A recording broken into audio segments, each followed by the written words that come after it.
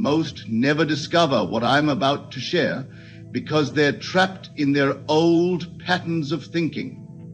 They keep using the same mental programs that have kept them stuck, wondering why nothing changes. But you're different.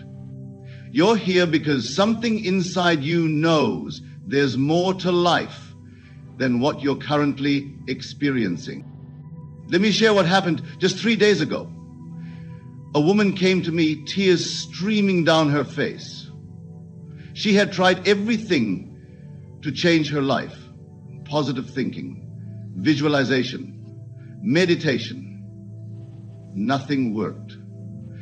Her bank account was empty, her relationships were failing, and her confidence was shattered. I taught her these 5 words and showed her the exact method of using them. Within 72 hours, her entire world began shifting. A job opportunity appeared out of nowhere, offering twice her previous salary. An old debt was unexpectedly forgiven. Even her relationships began improving dramatically. What? Was this a coincidence? Let me explain exactly why it wasn't. Your mind operates like the most sophisticated computer ever created. But here's what most people never realize. This computer runs on specific programs. These programs determine everything in your life: your income, your relationships, your level of happiness. Right now, your mental computer is running programs installed by your past experiences, your education, your environment. These programs keep producing the same results over and over. But these 5 words act like a master code that reprograms your entire mental computer. Think about this. Every thought you think, every word you speak to yourself is either reinforcing your current programs or installing new ones. Most people spend their entire lives reinforcing programs of limitation without even realizing it. When you wake up in the morning, what's the first program that runs through your mind? Is it worry about bills, anxiety about work, fear about the future? These thoughts are random. They're programs running automatically in your mental computer. But here's the extraordinary truth I discovered. You can install new programs that automatically create wealth and happiness. These 5 words, when understood and applied correctly, act as an installation code for new programs of abundance, success, and joy. Let me show you exactly how this process works. Imagine your mind as a sophisticated broadcasting station.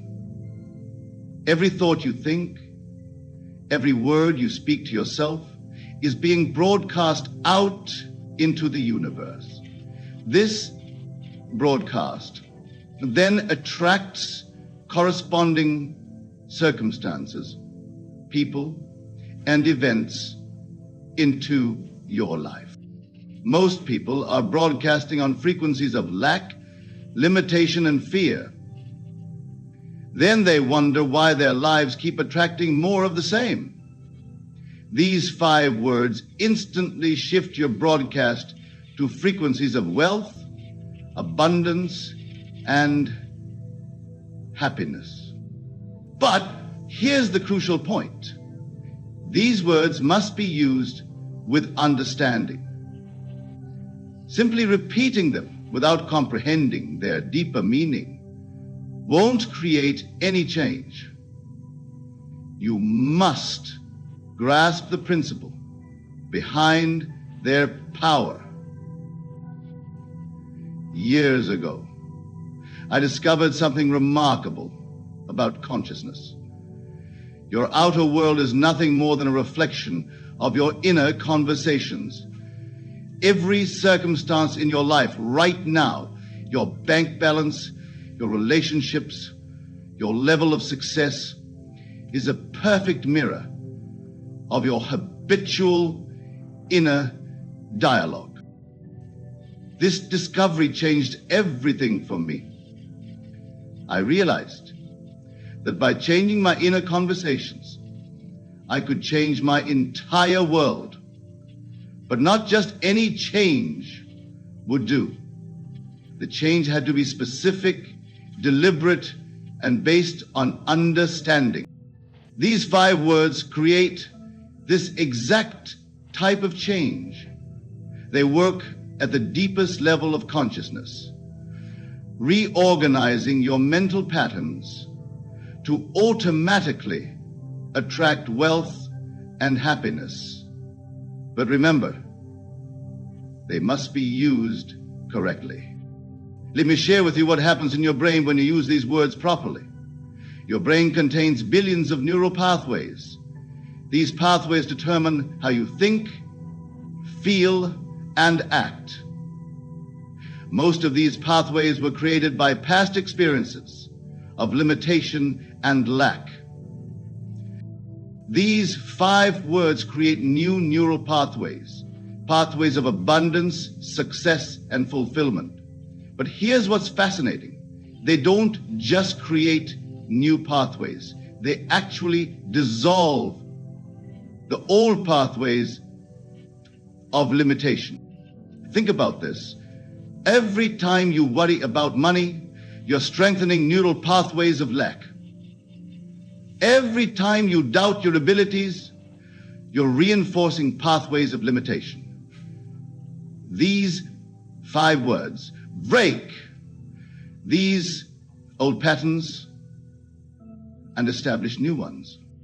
But here's what makes these words truly extraordinary. They work even if you don't initially believe them. Why? Because they bypass your conscious mind's resistance and speak directly to your subconscious mind, where all true change begins. The power of these words lies not in their sound, but in the feeling they evoke when properly understood. Every time you use them, you are literally rewiring your brain for success. But let me be absolutely clear. This isn't about positive thinking or wishful dreaming. This is about fundamentally altering your consciousness. Consider what happens when you plant a seed in fertile soil. The seed contains within itself a pattern of what it will become. Given the right conditions, it naturally grows into that pattern. Your consciousness works exactly the same way. These 5 words activate the pattern of wealth and happiness already existing within you. I discovered this truth through years of experimentation. I tested these words in every conceivable situation with people from all walks of life. The results were always the same. When used correctly, these words transformed lives with mathematical precision. Let me share what happened last month.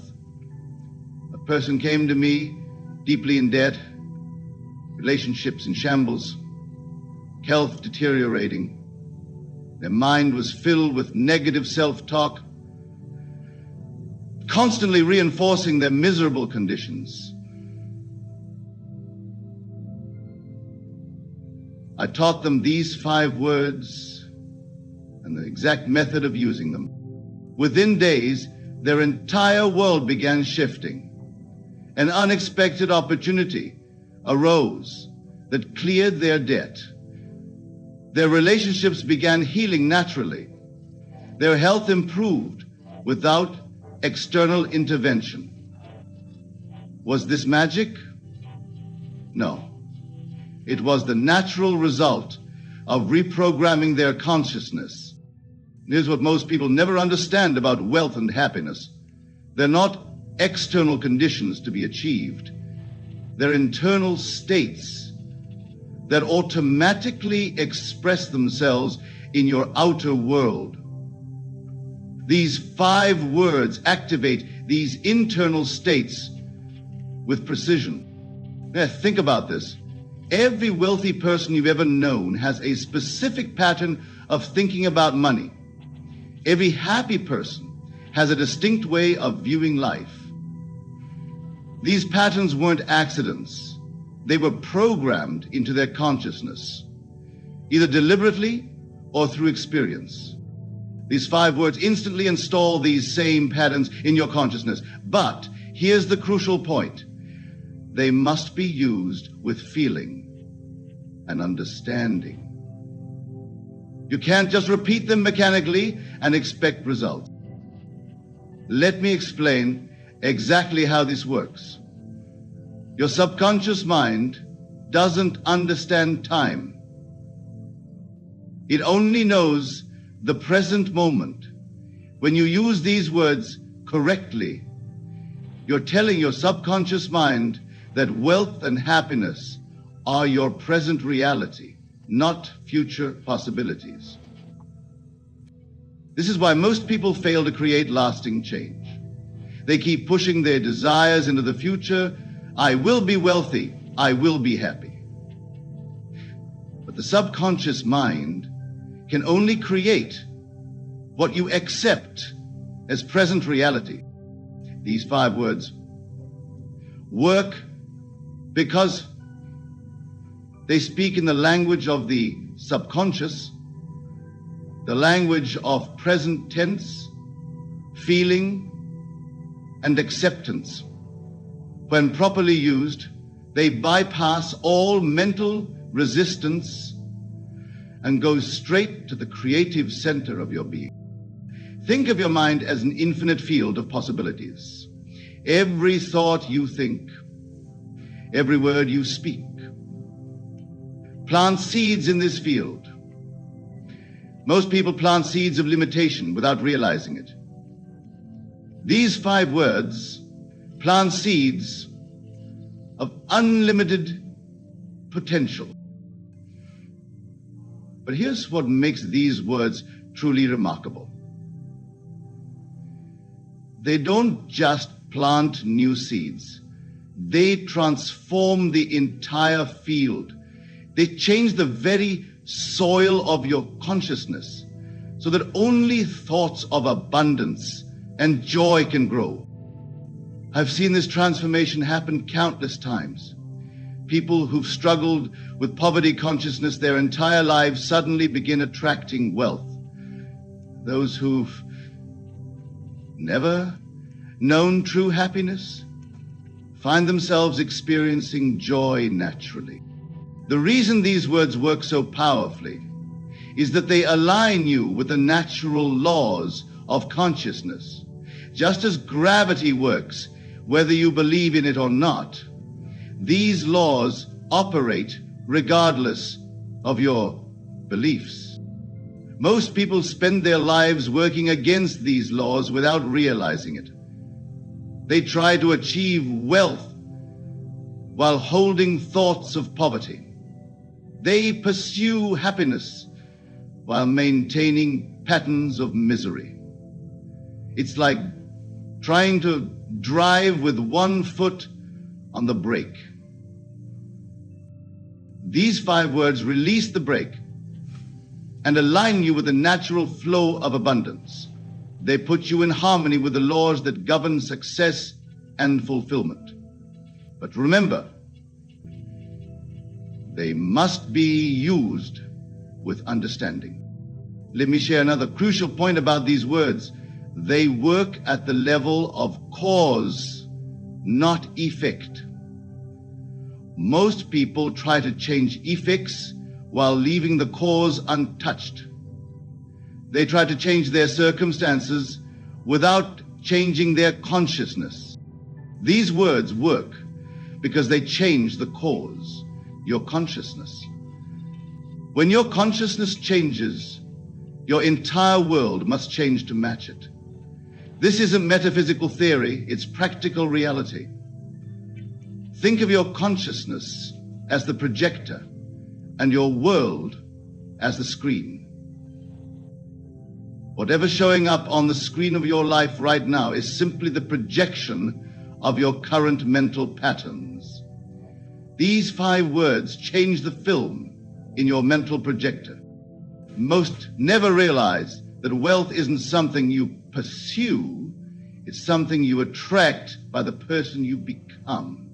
These words transform who you are at the deepest level, making wealth and happiness your natural state of being. Let me share something that happened just 2 weeks ago. A person who had been struggling with financial problems for decades came to learn these words. Their bank account was constantly overdrawn, debts were mounting, and anxiety about money consumed their thoughts. I taught them these 5 words and explained the precise method of using them. Within days, their entire financial reality began shifting. Old debts were unexpectedly settled.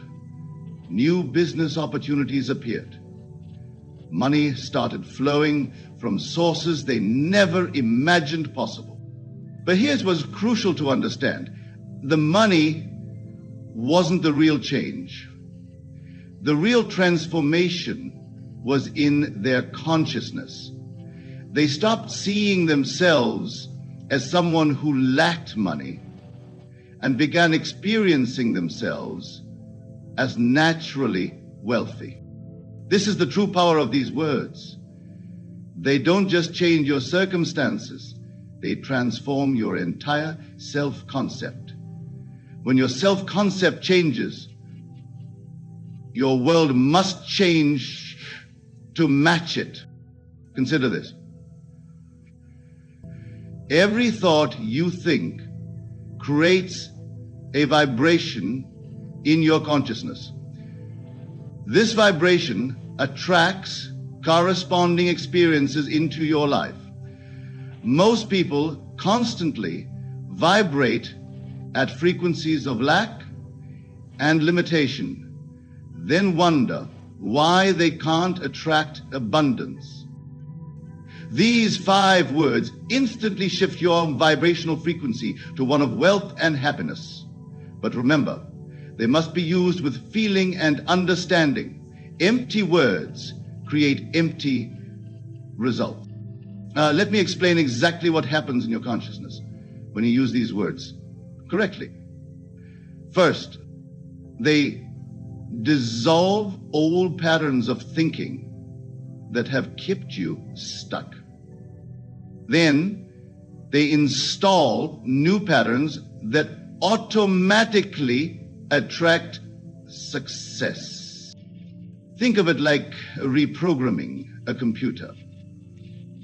Your current results are simply the output of your current programming. These words act like a master code that rewrites your entire mental software. But here's what makes these words truly extraordinary.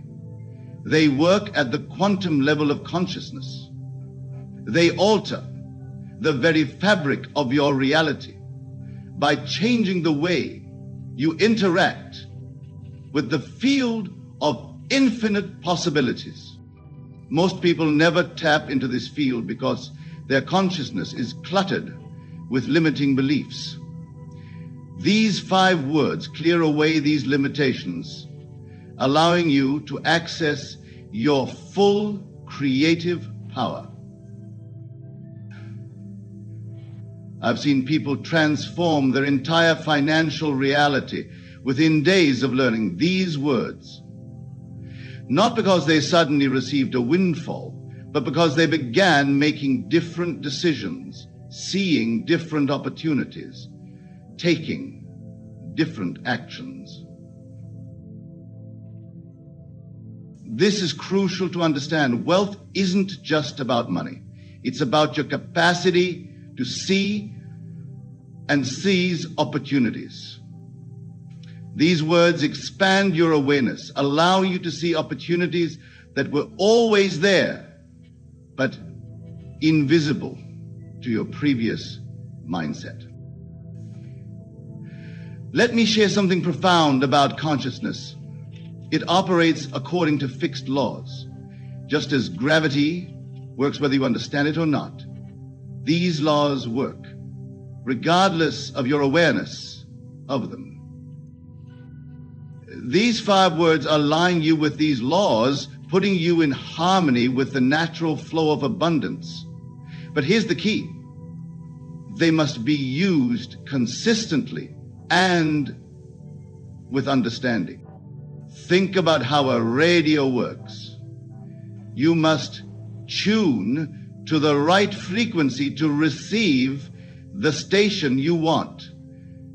Your consciousness works the same way. These words tune you to the frequency of wealth and happiness. Most people stay tuned to frequencies of lack and limitation their entire lives, then wonder why they can't receive abundance.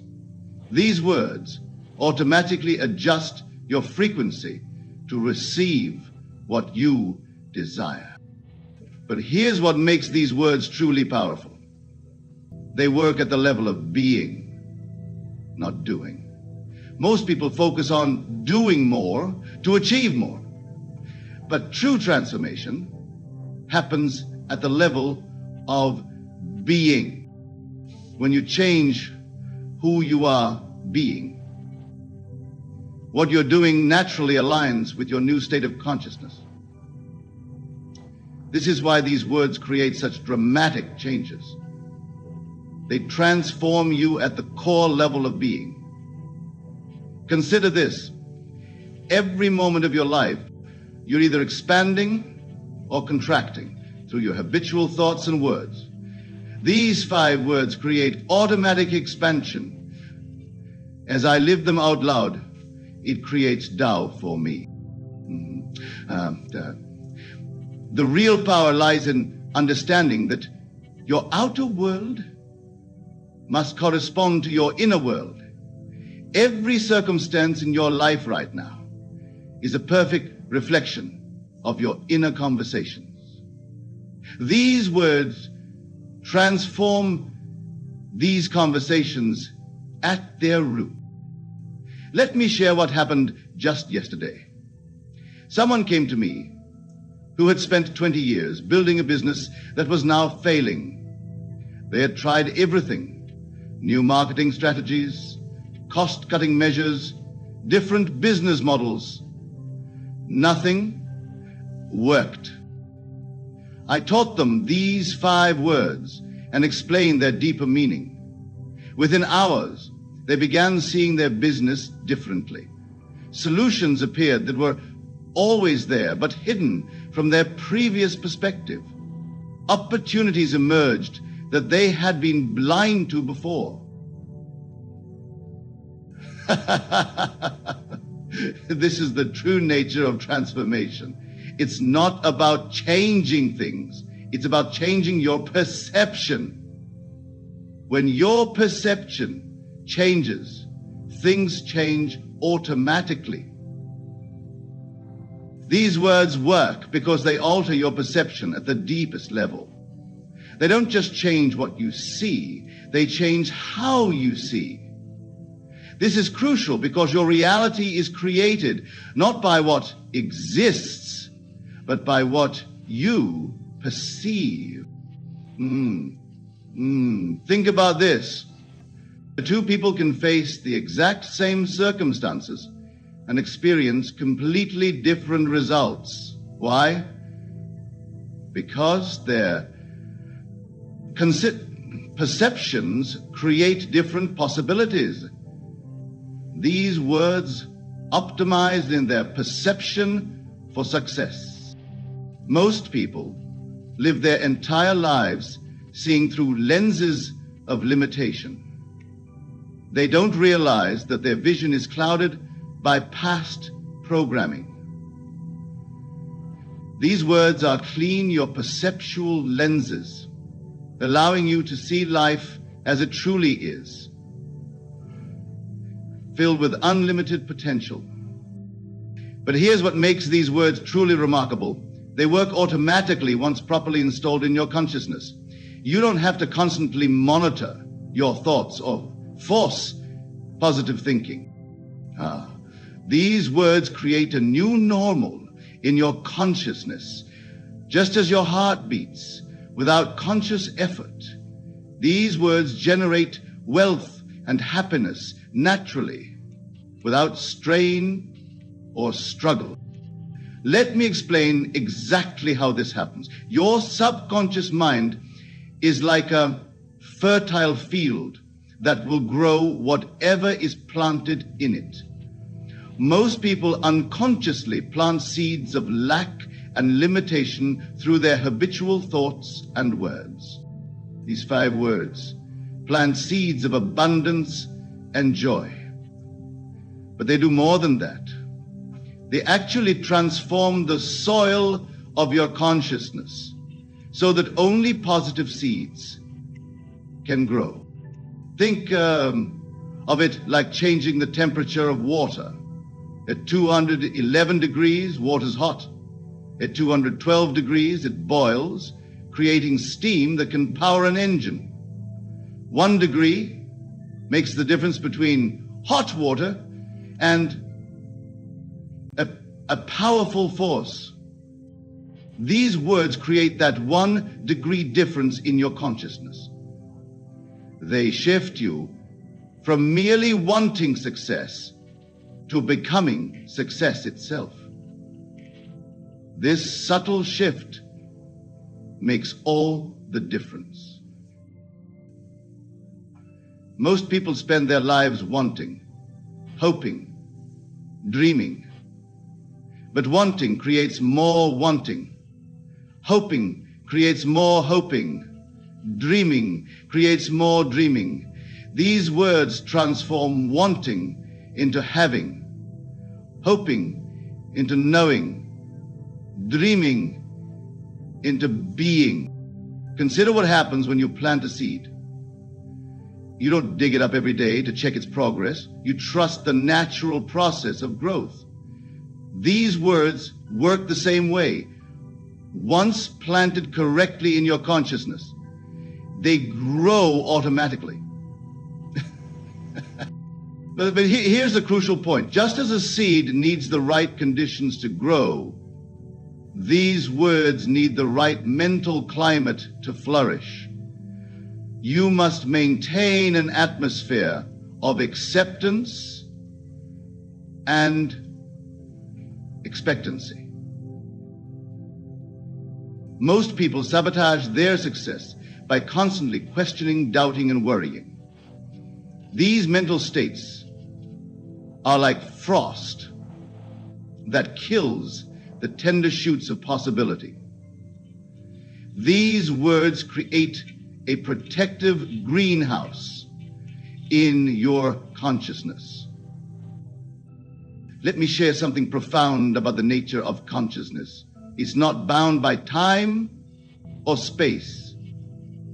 What you accept in consciousness must manifest in experience. These words create instant acceptance of wealth and happiness. I want to share with you the most profound secret of manifestation. A secret so powerful that once understood will revolutionize your entire approach to life. Many of you come to me asking why your manifestations are delayed, why your desires seem to take so long to materialize in your world. Tonight, I shall reveal to you why, and more importantly, how to manifest your desires with lightning speed.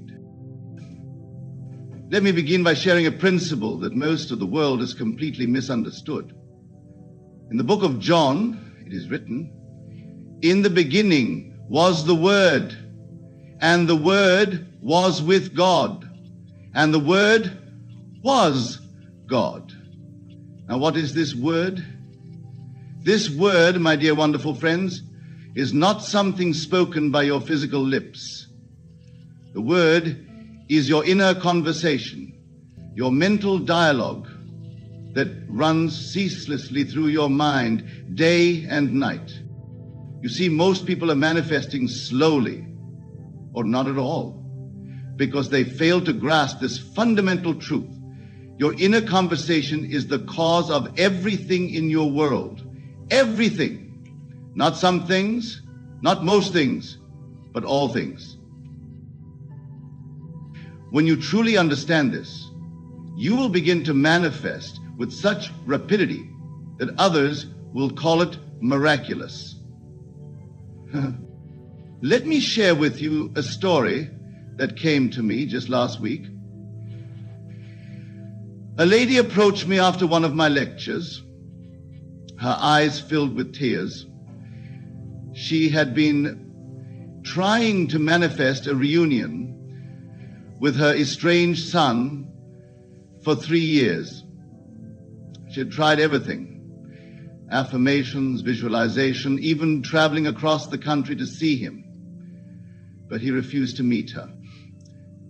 After attending my lectures and understanding this principle of inner conversation, she realized that her constant inner dialogue was, why won't my son talk to me? What did I do wrong? Will he ever forgive me? Do you see what she was doing? She was perpetuating the very state of separation through her inner conversation. I instructed her to change her inner dialogue to how wonderful it is to talk to my son every day, how lovely it is to hear his voice filled with love for me. Within 1 week, yes, just 1 week, her son called her. Not only did he call, but he apologized for his behavior and expressed his desire to rebuild their relationship. This, my dear friends, is the secret that accelerates manifestation. Your inner conversation must match the state you wish to occupy.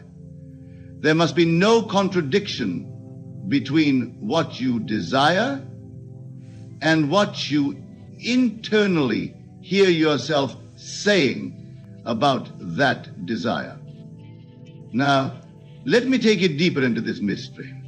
In the book of Matthew, it is written, "For where your treasure is, there will your heart be also." Your treasure is not your desire.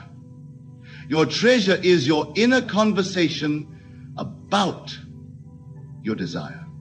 If you claim to want financial abundance, but your inner dialogue is constantly repeating, I never have enough money. Everything is so expensive. I can't afford this. Then that conversation is your real treasure. And that is exactly what you will manifest. The speed of manifestation is directly proportional to the consistency of your inner conversation. When you maintain an inner dialogue that aligns perfectly with your desire, without contradiction, without doubt, without wavering, manifestation must follow as naturally as day follows night. Some of you might be thinking, but Neville, I try to maintain positive thoughts, yet my inner conversation seems to have a mind of its own. Here is where most seekers stumble. They try to force their inner conversation, to control it through willpower. This is not the way. The secret lies in understanding that your inner conversation is not something to be forced, but something to be assumed. When you truly assume a state, the inner conversation appropriate to that state flows naturally. If you are wealthy, truly wealthy in consciousness, you don't need to force yourself to think wealthy thoughts. The inner dialogue of wealth flows spontaneously because it is natural to the state you have assumed. Let me make this practical for you. Tonight, when you go to sleep, I want you to do something revolutionary. Instead of trying to visualize your desire or repeating affirmations, I want you to simply listen to your inner conversation. Don't try to change it yet. Just listen. Become aware of what you are internally saying about yourself, your life, your desires, your relationships, your finances. This awareness is crucial because what you will discover is that your current inner conversation is a perfect match for your current life circumstances. Every detail of your life right now is a manifestation of your habitual inner dialogue. This is why some people can visualize for hours, affirm until they're blue in the face, yet see no results. Their inner conversation is contradicting everything they're trying to manifest. The secret to rapid manifestation lies in this understanding. Change the inner conversation and you change the outer world. And this is crucial, you must change it naturally by assuming the state of your wish fulfilled. When you assume the state, the appropriate inner dialogue flows without effort. Here's a profound truth that few understand. Your inner conversation is not just about the specific words you say to yourself. It's about the feeling tone behind those words. When you assume the state, the feeling of that state gives birth to natural, effortless inner talking that matches the state. Consider a woman who wants to be married. She might repeat affirmations like, "I am happily married," 1,000 times. But if her inner conversation throughout the day is filled with loneliness, questioning when love will come, or expressing doubt about finding the right person, those are the conditions she's actually manifesting. But when she assumes the state of the happily married woman, her inner conversation naturally includes remarks like, "My husband always does the sweetest things. I love cooking our favorite meals together." These conversations flow effortlessly because they are natural to the state she has assumed. This brings me to another crucial point about rapid manifestation. In the book of Revelation, it is written, "I am the Alpha and the Omega, the beginning and the end." This is not speaking of some external deity. This is speaking of your consciousness, your I am. Your inner conversation is how you use this creative power of I am. Every time you engage in inner dialogue, you are defining who I am is. When you say internally, "I am struggling, I am trying to manifest, I am waiting for my desire," you are creating those very conditions. The secret to rapid manifestation is to engage in the inner conversation of the state fulfilled, not the state desired. Let me give you a warning here. Many of you will be tempted to monitor your inner conversation constantly, trying to catch every negative thought. This is not what I'm advocating. Such an approach creates tension and resistance, which only slows down manifestation. Instead, simply assume the state of your wish fulfilled and let the natural inner conversation of that state flow. Now, let me share with you something even more profound about this secret. In the book of Job it is written, "For what I feared has come upon me. What I dreaded has happened to me." This is not just ancient wisdom. This is a precise description of how your inner conversation creates your reality. Your fears, your worries, the things you dread, these are not merely passive thoughts.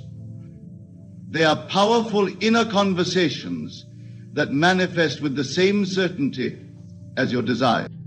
This is why I tell you that no one worry you.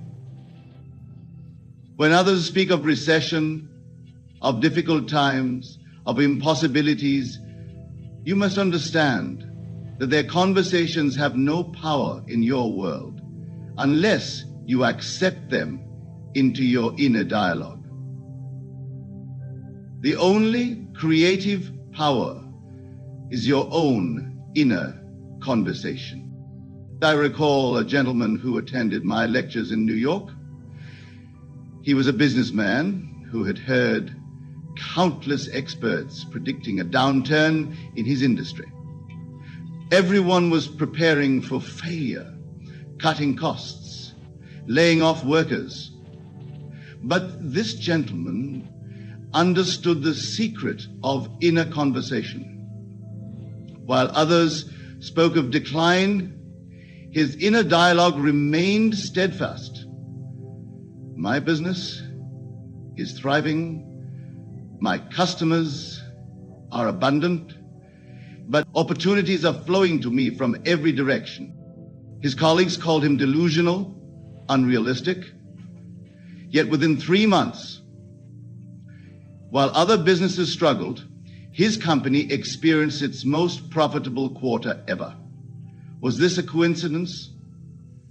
No, my dear friends. It was the law in operation. His inner conversation created a state of consciousness that had to objectify itself in his world. Here is another secret that will accelerate your manifestations. Your inner conversation must not only match your desire, it must transcend time. Notice how most people's inner dialogue is always about the future. I will be successful. I will find love. Things will get better. This very conversation pushes their desires perpetually into the future. The secret is to have an inner conversation that speaks from the in, as though your desire is already fulfilled. In the book of Isaiah, it states, "Before they call, I will answer." This is not about some external God answering prayers. This is about the law of consciousness. Your inner conversation of the wish fulfilled is the answer. And it precedes the physical manifestation. Let me be very specific about this. If you desire financial abundance, your inner conversation should not be, "Money is coming to me," or "I am attracting wealth." These conversations, though seemingly positive, still speak from a place of lack. Instead, your inner dialogue should be that of a wealthy person. "I love how easily money flows in my life. It's wonderful having more than enough to share. I enjoy choosing the best of everything." Some of you might argue, "But Neville, isn't this denying reality? Isn't this lying to ourselves?" Let me address this once and for all. What you call reality is simply the outer picturing of past inner conversations. Your current circumstances, which seem so solid and real, are nothing more than yesterday's inner talking made visible. In the book of Hebrews it is written, "Through faith we understand that the worlds were framed by the word of God, so that things which are seen were not made of things which do appear." Replace word of God with inner conversation, and you have the exact law I'm revealing to you tonight. The things which are seen, your current circumstances, were created by the invisible power of your inner dialogue. Let me share another experience that demonstrates this principle perfectly. A young teacher came to me in despair. She had been assigned the most challenging class in her school, students known for being disruptive and unmanageable. Her inner conversation was filled with dread. These students won't listen. This year will be a nightmare. I can't handle this class. I explained to her the secret of inner conversation. She began to change her internal dialogue too. My students are engaged and eager to learn. I love how respectful and cooperative my class is. Teaching this class brings me joy every day. She maintained this new inner conversation faithfully, even when external circumstances seemed to contradict it. Within 2 weeks, she noticed subtle changes. Students who had never participated began raising their hands. Disruptions became less frequent. By the end of the month, her class had transformed so dramatically that other teachers came to observe what they called her teaching magic. But it wasn't magic. It was the law of inner conversation in action. Now, here's another crucial aspect of this secret that few understand. Your inner conversation is not limited to your own life circumstances. When you engage in inner dialogue about others, you are influencing how they appear in your world. This is why the Bible instructs us to love our enemies and bless those who curse us. These are not moral instructions. They are practical, metaphysical law. If someone in your world appears hostile or unpleasant, check your inner conversation about them. Are you internally rehearsing their faults? Are you mentally arguing with them? Are you replaying negative interactions? This inner dialogue is creating and sustaining their behavior in your experience. Change your inner conversation about them, and you change their behavior toward you. This is not manipulation. This is the correct use of the law. Everyone in your world is yourself pushed out. Their behavior toward you is simply the manifestation of your inner conversation about them. I had a lady write to me about a difficult mother-in-law. For years, their relationship had been strained, filled with criticism and tension. Every time she thought about her mother-in-law, her inner dialogue was, she's always judging me. She'll never accept me. She makes my life miserable. I instructed her to change this inner conversation to, my mother-in-law is so loving and supportive. We enjoy such wonderful times together. She practiced this faithfully. Even though her external circumstances showed no immediate change, but within a month, her mother-in-law's attitude began to shift. Small gestures of kindness appeared. Criticism turned to compliments. Today, they share a loving relationship that amazes the entire family. This transformation wasn't about changing her mother-in-law. It was about changing her inner conversation about her mother-in-law. Now, let me reveal to you an even deeper aspect of this secret that will accelerate your manifestations beyond anything you've previously experienced. In the book of Ecclesiastes, it is written, "To everything there is a season, and a time to every purpose under heaven." Many interpret this literally, thinking they must wait for the right time for their manifestations. But I tell you truly, time is a creation of your inner conversation. When your inner dialogue constantly speaks of waiting, of process, of gradual improvement, you create time between you and your desire. This is why so many remain stuck in the state of becoming rather than being. Their inner conversation is always about the journey, never the arrival. They say, I'm getting better. I'm working towards my goal. I'm making progress. While these seem positive, they are actually creating perpetual delay. Let me share with you a profound truth. In imagination, where all creation takes place, there is no time. This is why the Bible speaks of God as the eternal I am, not the I will be. Your inner conversation must reflect this timeless nature of consciousness.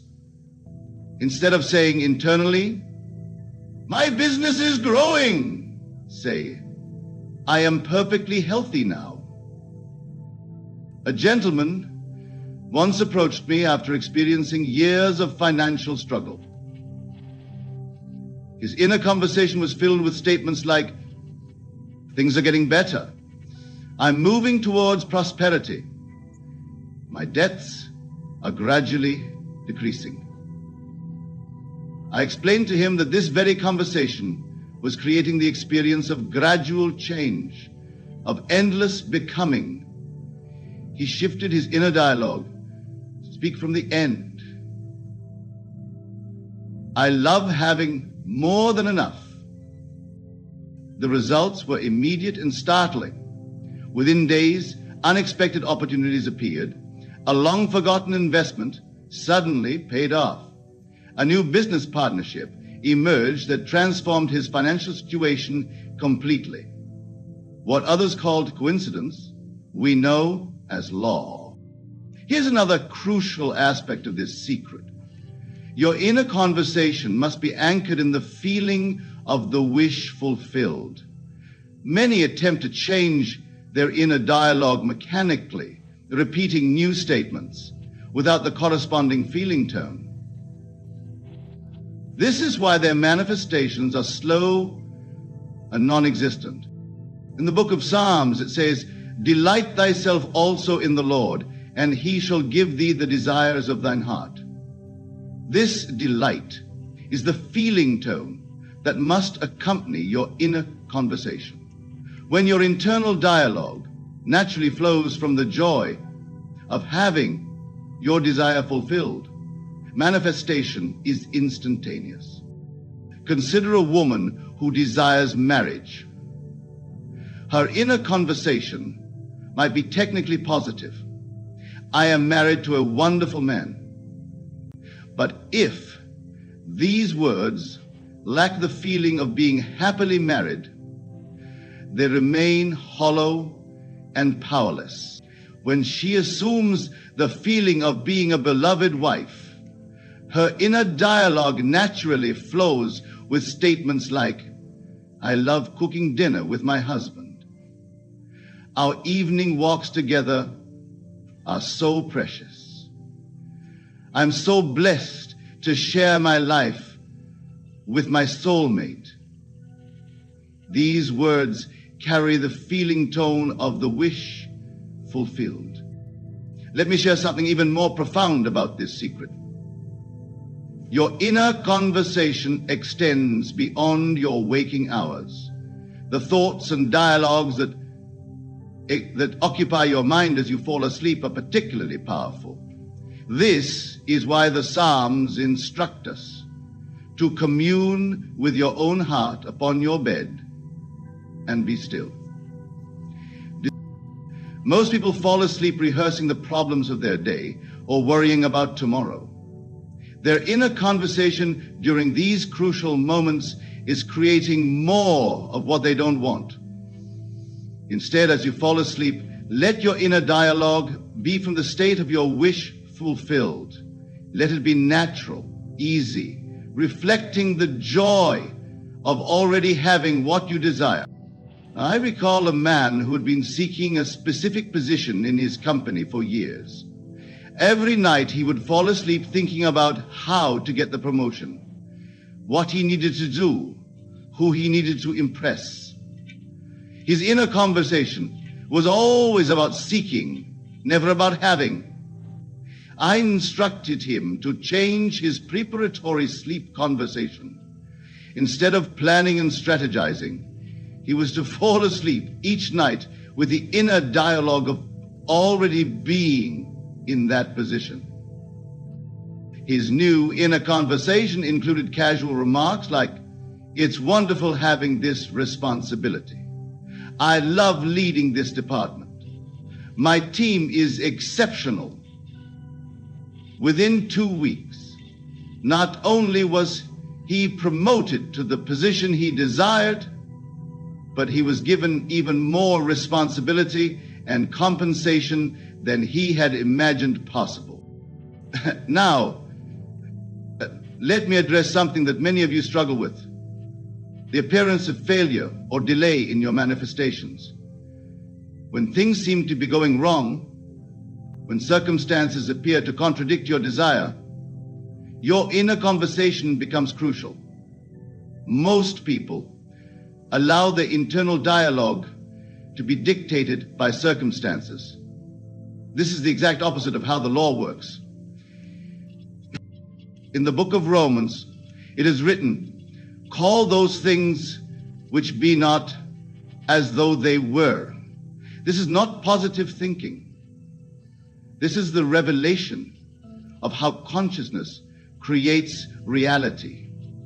Your inner conversation must call forth the reality you desire, regardless of appearances. A lady who was manifesting perfect health while dealing with a chronic condition, instead of allowing her inner dialogue to focus on symptoms or medical reports, she maintained a conversation of perfect health. "My body is strong and vital. Every cell in my body is functioning perfectly. I am the picture of health." Her doctors were amazed when her condition completely reversed, defying their prognosis. This brings me to another vital aspect of rapid manifestation. Your inner conversation must be protected from the doubts and negativity of others. When others speak of impossibilities, when they point to reality or facts, you must maintain your inner conversation is so vital. In the book of Proverbs, it states, "Guard your heart with all diligence, for out of it are the issues of life." Your heart, your consciousness, is your inner conversation. When you allow external voices to influence your internal dialogue, you give away your creative power. I remember a remarkable case of a young artist who came to me in despair. Gallery owners had rejected her work, critics had dismissed her talent, and her family insisted she find a real job. But she understood this secret. Instead of allowing their voices to become her inner conversation, she maintained an internal dialogue of success. "My art touches people deeply. Collectors value my work. My exhibitions are always successful." She told me later that maintaining this inner conversation felt like standing firm in a storm of contrary opinions. But she persisted. Within months, a prestigious gallery owner discovered her work. Today, her paintings command significant prices, and critics who once dismissed her now praise her unique vision. What changed? Not her talent. That was always there. What changed was her inner conversation. Here's another crucial aspect of this secret that few understand. Your inner conversation must be faithful to your assumption. If you assume the state of wealth, but your internal dialogue still speaks of budgeting, saving, and financial caution, you are being unfaithful to your assumption. This divided inner conversation creates delayed and mixed manifestations. In the book of James, it says, "A double-minded man is unstable in all his ways." This double-mindedness is not about having doubts. It's about maintaining contradictory inner conversations. You cannot speak internally as both the wealthy and the wanting, the healthy and the sick, the loved and the lonely. You must choose your state and let your inner conversation be faithful to it completely. Consider this profound truth. Every moment of your day is an opportunity to align your inner conversation with your desired state. When you shop, does your internal dialogue speak of prices and affordability, or does it naturally discuss preferences and choices? When you dine out, does your inner conversation concern itself with the cost of the menu, or does it focus on the pleasure of the experience? These seemingly small moments of inner dialogue are actually crucial turning points in your manifestation. Every internal word either aligns with your desire or contradicts it. There is no neutral inner conversation. Let me share one final secret about rapid manifestation that will transform your understanding completely. Your inner conversation is not just about words. It's about the consciousness from which those words spring. When you truly assume a state, the inner conversation appropriate to that state flows naturally, without effort or practice. This is why attempting to monitor and control every thought is unnecessary and counterproductive. Instead, occupy the state of your wish fulfilled, and the right inner conversation will flow spontaneously. This is what the Bible means when it says, "Let this mind be in you, which was also in Christ Jesus." It's speaking of assuming the state of your wish fulfilled, from which all appropriate thoughts and internal dialogues naturally flow. I knew a man who struggled with relationships. He tried to change his inner conversation about love and partnership, but it felt forced and unnatural. Then he understood this principle. Instead of trying to change his thoughts, he assumed the state of being happily married. From this state, his inner conversation naturally shifted. He no longer had to remind himself to think positive thoughts about relationships. The internal dialogue of a happily married man flowed effortlessly from his assumed state. Within months, he met and married a wonderful woman. But here's the crucial point. The meeting and marriage weren't the miracle. The natural shift in his inner conversation was the miracle. The external circumstances simply conformed to his new state of consciousness. Now, as we conclude tonight's discussion, I want to impress upon you this final truth. Dialogue is defining your self-concept, and your self-concept determines what you manifest in your world. When you understand this, truly understand it, you will never again worry about circumstances, conditions, or the opinions of others. You will know that your inner conversation is the only creative power, and you will use it wisely and deliberately. Tonight, as you leave here, I urge you to begin this practice immediately. Don't wait for a perfect moment. Don't prepare yourself.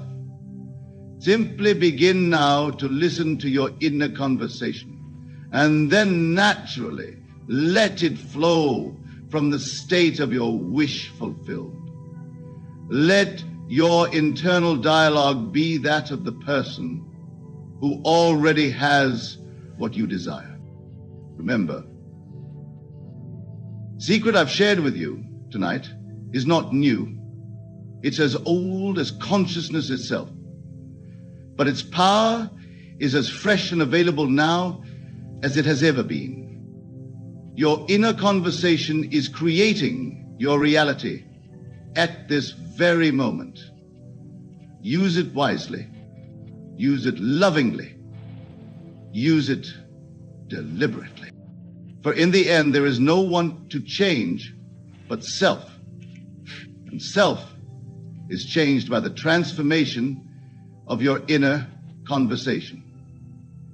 The world around you, which appears so solid and real, is nothing more than your inner conversation made visible.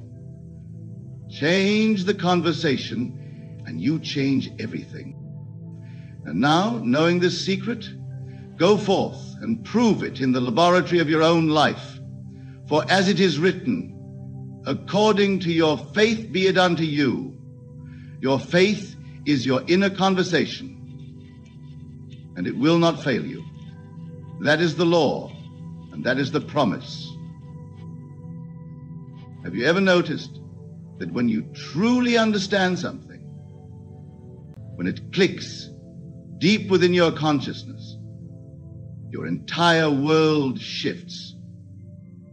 Tonight, I want to share with you a profound truth that will transform how you experience reality itself. And right now, as you listen to these words, the universe is orchestrating events beyond your imagination. Forces are aligning, circumstances are shifting, and a wave of incredible manifestations is heading your way. But here's the crucial part. Most people miss these blessings because they're looking in the wrong direction and are failing to imagine the magnetism. You see, the universe doesn't repay you based on what you do. It repays you based on who you are being in your consciousness. This is the secret that changes everything. When you grasp this truth, you'll understand why some people seem to effortlessly attract their desires, while others struggle endlessly. Now, think about this. Every moment of your life, you're broadcasting a signal to the universe through your consciousness. This signal isn't your words, your actions, or even your thoughts. It's your state of being. It's the feeling you carry within you. Most people spend their entire lives trying to manipulate external circumstances, never realizing that the external is merely a reflection of their internal state. They chase success, love, wealth, always reaching, always striving, never understanding that these things aren't to be pursued, but to be assumed. Let me share something profound with you. The universe isn't separate from you. It is you extended. Every person, every circumstance, every event in your life is yourself pushed out. When you truly understand this, you'll realize why the universe must repay you, because it's simply responding to what you're being. Tonight, I'm going to show you how to position yourself to receive these universal repayments. But first, you must understand that this isn't about doing more. It's about being more. It's about expanding your consciousness to embrace the reality you desire. The secret to feeling truly alive lies not in what you accumulate or achieve, but in your capacity to feel the reality of your desires. Now, most people live in a state of emotional numbness, going through the motions of life without ever experiencing its full vibrancy. Consider this. When was the last time you felt absolutely, unshakably alive? When every state in your body vibrated with the energy of pure being. That state isn't something to be found. It's something to be claimed through your consciousness. Mirror your kingdom, mirror your power, mirror your glory, mirror your glory, mirror your life. This is a quote from the style in the book. Now, you see, at this very moment, you're experiencing only a tiny fraction of what life has to offer. You've constructed walls in your consciousness, limitations that seem real, but exist only because you've accepted them as truth.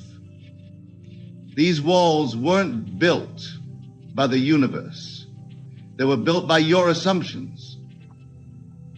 You saw this wall that you drew as a way of protecting and closing yourself in. Let me share a principle that will revolutionize your understanding. Every sensation you've ever experienced, every emotion you've ever felt, exists within your consciousness. You don't need external circumstances to feel alive. You need only to awaken to the aliveness that already exists within you. Find that space, that inner space, that inner presence, that inner awareness, that inner understanding. Most people wait for something external to make them feel alive.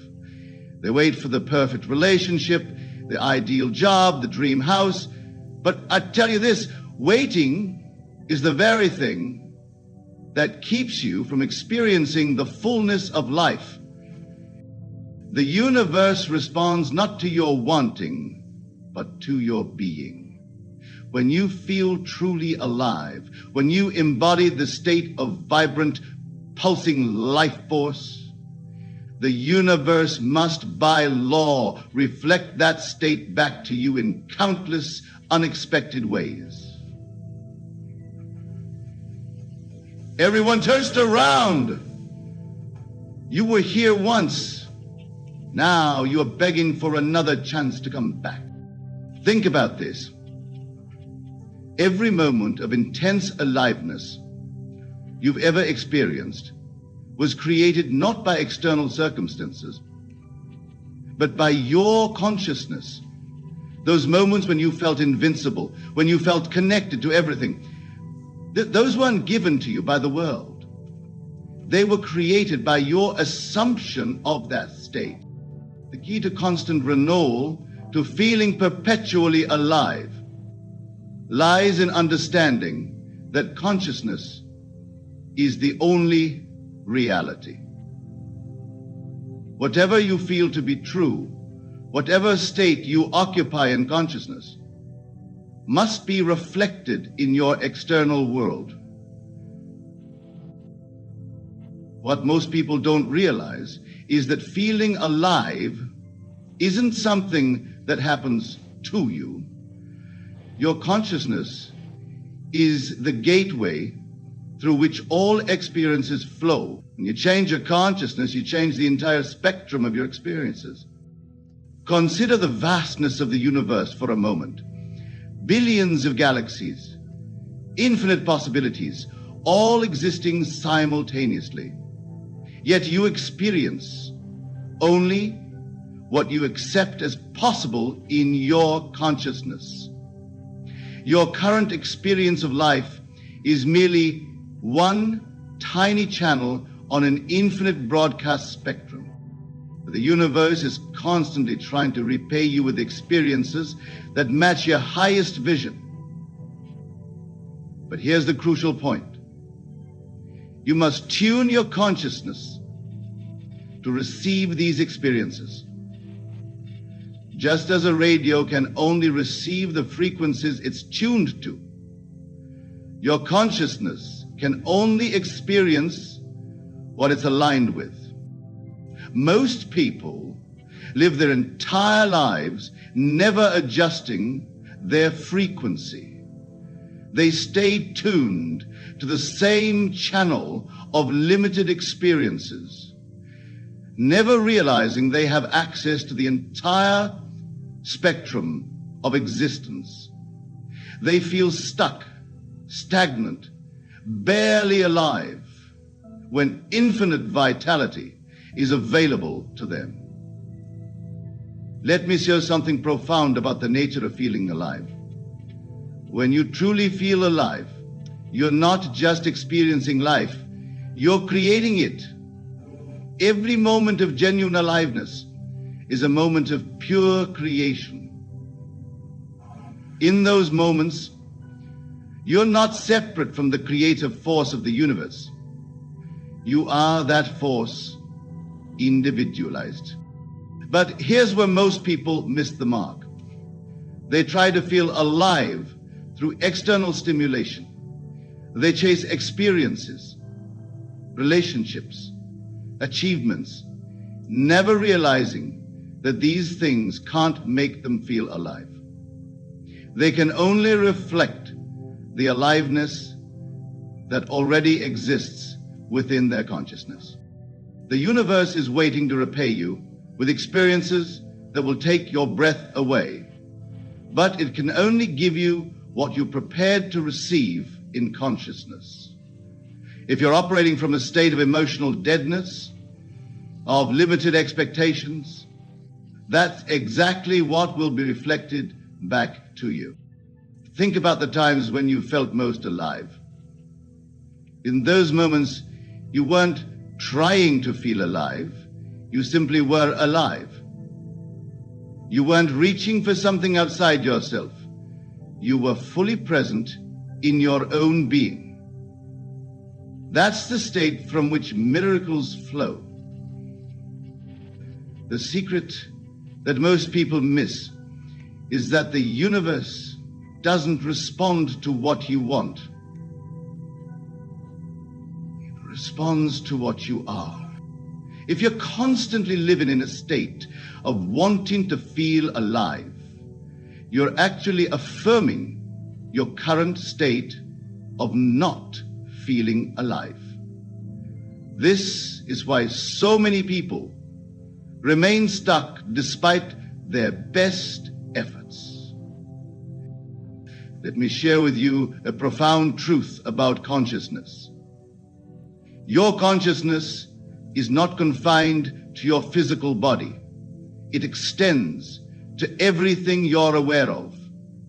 When you feel truly alive, that aliveness permeates your entire world. Everything you touch, everyone you interact with, must reflect that state back to you. Most people don't realize that they are constantly creating their reality through their state of consciousness. Every moment, every interaction, every experience is shaped by the state you're occupying. If you're operating from a state of limited aliveness, your experiences will reflect that limitation. Consider this. The universe is not a random collection of events and circumstances. It's a perfect mirror, reflecting back to you your own consciousness. When you understand this, you'll realize why some people seem to live charmed lives while others struggle continuously. The key to receiving unexpected blessings from the universe lies in expanding your consciousness to embrace more life, not just theoretically, but actually feeling more alive in your day-to-day existence. This isn't about positive thinking. It's about positive being. Most people live in a state of emotional contraction. They've learned to suppress their natural vitality, to dim their light, to exist rather than truly live. But I tell you this, that contracted state is not natural.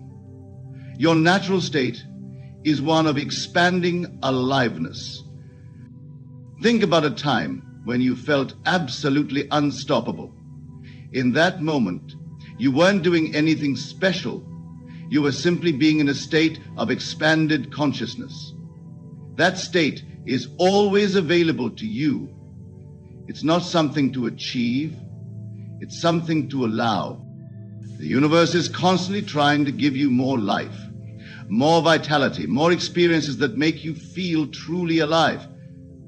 But it can only give you what you're willing to receive in consciousness.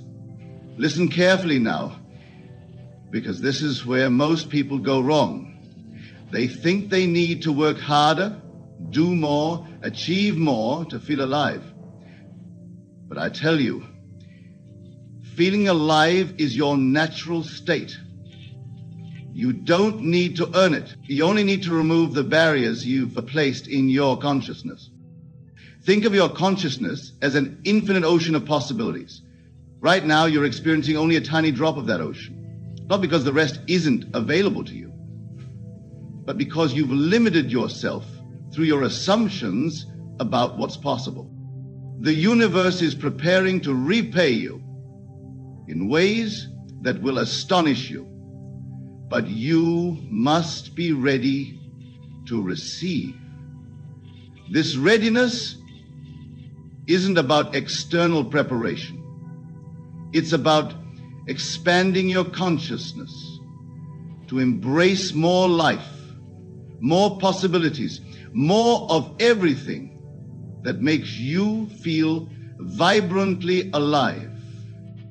Most people live in a state of constant preparation, always getting ready for life, but never fully living it. They're waiting for the perfect moment, the right circumstances, the ideal conditions. But I tell you this, the perfect moment is now. The ideal condition is your current consciousness expanded to embrace more life. Consider how a flower blooms. It doesn't struggle or strain. It doesn't try to force its petals open. It simply allows its natural state of blossoming to unfold. Your consciousness works the same way. When you stop struggling and start allowing, when you cease trying to feel alive and simply allow yourself to be alive, everything changes. The universe operates through law, not luck. When you maintain a state of expanded consciousness, of genuine aliveness, that state must, by law, be reflected in your external world. This isn't wishful thinking. This is the operation of universal law. Most people don't realize that their current circumstances are simply their past assumptions made manifest. Whatever you're experiencing now is the result of the state you've been occupying in consciousness. Change the state and you change everything. But here's the crucial point. You can't fake this. You can't pretend to feel alive and expect the universe to respond. You must actually occupy the state of expanded consciousness, of genuine aliveness. The secret to receiving unexpected blessings lies in understanding that the universe doesn't respond to your desires. It responds to your assumptions. when you assume a state of expanded consciousness, when you live from that state consistently, the universe must conform to match your assumption. Most people make the mistake of trying to change their circumstances while maintaining the same consciousness. They want different results, but continue operating from the same limited state. This is like planting apple seeds and expecting to grow oranges. Let me share something profound about the nature of consciousness. Your consciousness is creative. It's constantly creating your reality, whether you're aware of it or not. Every moment, you're either creating from a state of expanded awareness or from a state of limitation. Think about the last time something amazing happened unexpectedly. In that moment, weren't you in a state of openness, of expanded possibilities? That state wasn't created by the circumstance. The circumstance was created by the state. The universe is waiting to shower you with experiences that will make your heart sing. But you must be vibrating at the frequency of those experiences. You must be living from the state that matches what you want to receive. Most people live in a state of emotional constriction, constantly bracing themselves against life. They've learned to expect limitations, to anticipate problems, to prepare for the worst. But I tell you this, that contracted state is creating more of the very things they're trying to avoid. Consider how different your life would be if you lived constantly from a state of expanded consciousness. If you moved through each day feeling fully alive, fully present, fully open to receiving. That state isn't something to achieve, it's something to allow. The universe operates with mathematical precision. Whatever state you occupy in consciousness must be reflected in your external world. This isn't theory. This is law. Most crucial understanding you must grasp is that your current state of consciousness is creating your future experiences. Every moment you spend feeling limited, constrained, or barely alive is setting the stage for more of the same. But every moment you spend in expanded consciousness is creating future moments of unexpected blessings. Think about this deeply. The universe isn't withholding anything from you. It's constantly offering you everything, but you can only receive what your consciousness is prepared to accept. Right? If you're living in a state of emotional contraction, you're literally closing the door to countless blessings. Most people live as if life is happening to them, when in truth, life is happening through them. Your consciousness is the lens through which all your experiences are filtered. Change the lens, and you change everything you see and experience. Consider the difference between watching a sunset while feeling fully alive and watching the same sunset while feeling emotionally numb. The sunset hasn't changed, but your experience of it is completely different. This is how consciousness shapes reality. The universe is preparing to repay you with experiences that will transform your understanding of what's possible. But you must be ready. This readiness isn't about external preparation. It's about maintaining a state of expanded consciousness consistently. Most people can't sustain an expanded state because they're constantly reacting to external circumstances. They allow their state to be determined by what's happening around them, rather than allowing their state to determine what happens. Let me share something profound about the nature of reality. Everything you experience is a reflection of your consciousness. There is no such thing as an external event that isn't connected to your state of consciousness. Everything is yourself pushed out. When you understand this, you'll realize why some people seem to live charmed lives while others struggle constantly. It's not about luck or fate. It's about the state of consciousness they consistently occupy. The key to receiving unexpected blessings lies in maintaining an expanded state, regardless of external circumstances.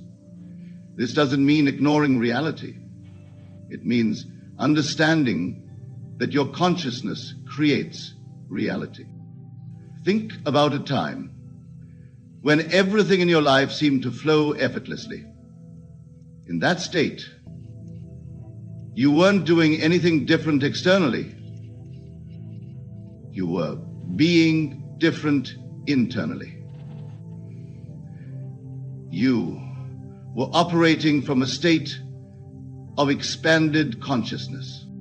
Most people spend their lives trying to arrange circumstances to feel better, when they should be arranging their consciousness to create better circumstances. The sequence is crucial. First the state, then the manifestation.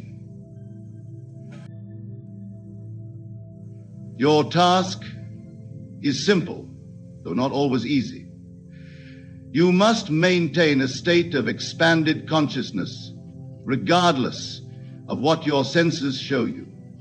You must feel fully alive, even when circumstances suggest otherwise. You must live from the end, feeling what you want to experience before it manifests externally. The universe operates through immutable laws. Whatever state you consistently occupy in consciousness must be reflected in your external world. This isn't wishful thinking. This is the operation of law. As you leave here tonight, remember this. The universe is not separate from you. It is you extended. Every blessing you receive, every unexpected gift, every moment of synchronicity is simply your consciousness made manifest. Don't wait for external circumstances to make you feel alive. Choose to feel alive now. Don't wait for success to feel successful. Occupy that state now. Don't wait for abundance to feel abundant. Live from that state now. The universe will repay you not based on what you do, but based on who you are being in consciousness. Be the person who lives fully, who embraces life completely, who expects miracles as naturally as breathing. Your role is not to make things happen. Your role is to assume the state that allows things to happen. Live from that state consistently and watch as the universe rearranges itself to match your assumption. Remember, the power that you seek is not outside you. It is your very consciousness. Use it wisely. Use it consistently. Use it with the understanding that every moment of expanded consciousness is creating future moments of unexpected blessing. Go forth now, not to achieve, but to be, not to get, but to embody, not to become, but to assume. For in this lies the secret of receiving everything you've ever desired and more than you could ever imagine. The universe is waiting to repay you in ways beyond your current comprehension. But you must be ready. You must be willing. You must be living in the state of consciousness that matches what you want to receive. That is your task. That is your opportunity. That is your destiny. The choice is yours. Choose wisely. Choose now.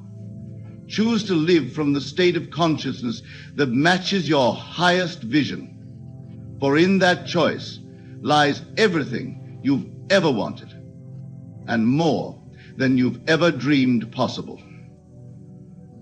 I wish to share with you a profound truth that has eluded countless individuals in their pursuit of their desires.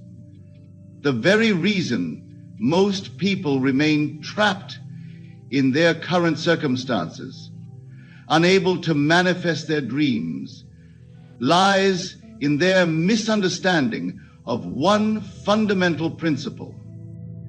You see, the world you experience at this very moment is nothing more than the outward projection of your inner assumptions. Every success, every failure, every circumstance in your life is a direct reflection of what you have accepted as true in your consciousness. The key step that most people miss, and this is crucial, is that they fail to occupy the state of the wish fulfilled. They pray, they hope, they work hard, but they continue to live from their current state of consciousness rather than the state they desire to express. Let me explain this more deeply. When you want something, be it wealth, love, success, or any other desire, you must first understand that it already exists in what I call the fourth dimensional world. This is the world of infinite possibilities, the world of imagination, where all things already exist in their perfect form. The secret lies not in working towards your desire, but in accepting that you already possess it. This is where most people stumble. They continue to see their desire as something to be achieved in the future, thereby perpetuating the state of wanting rather than having. Think for a moment. When you say, I want to be successful, you are actually confirming and reinforcing your current state of lack. You are declaring to your subconscious mind that success is something outside of you, something you don't currently possess. This very assumption keeps you locked in the state of wanting. Instead, you must dare to assume the feeling of your wish fulfilled.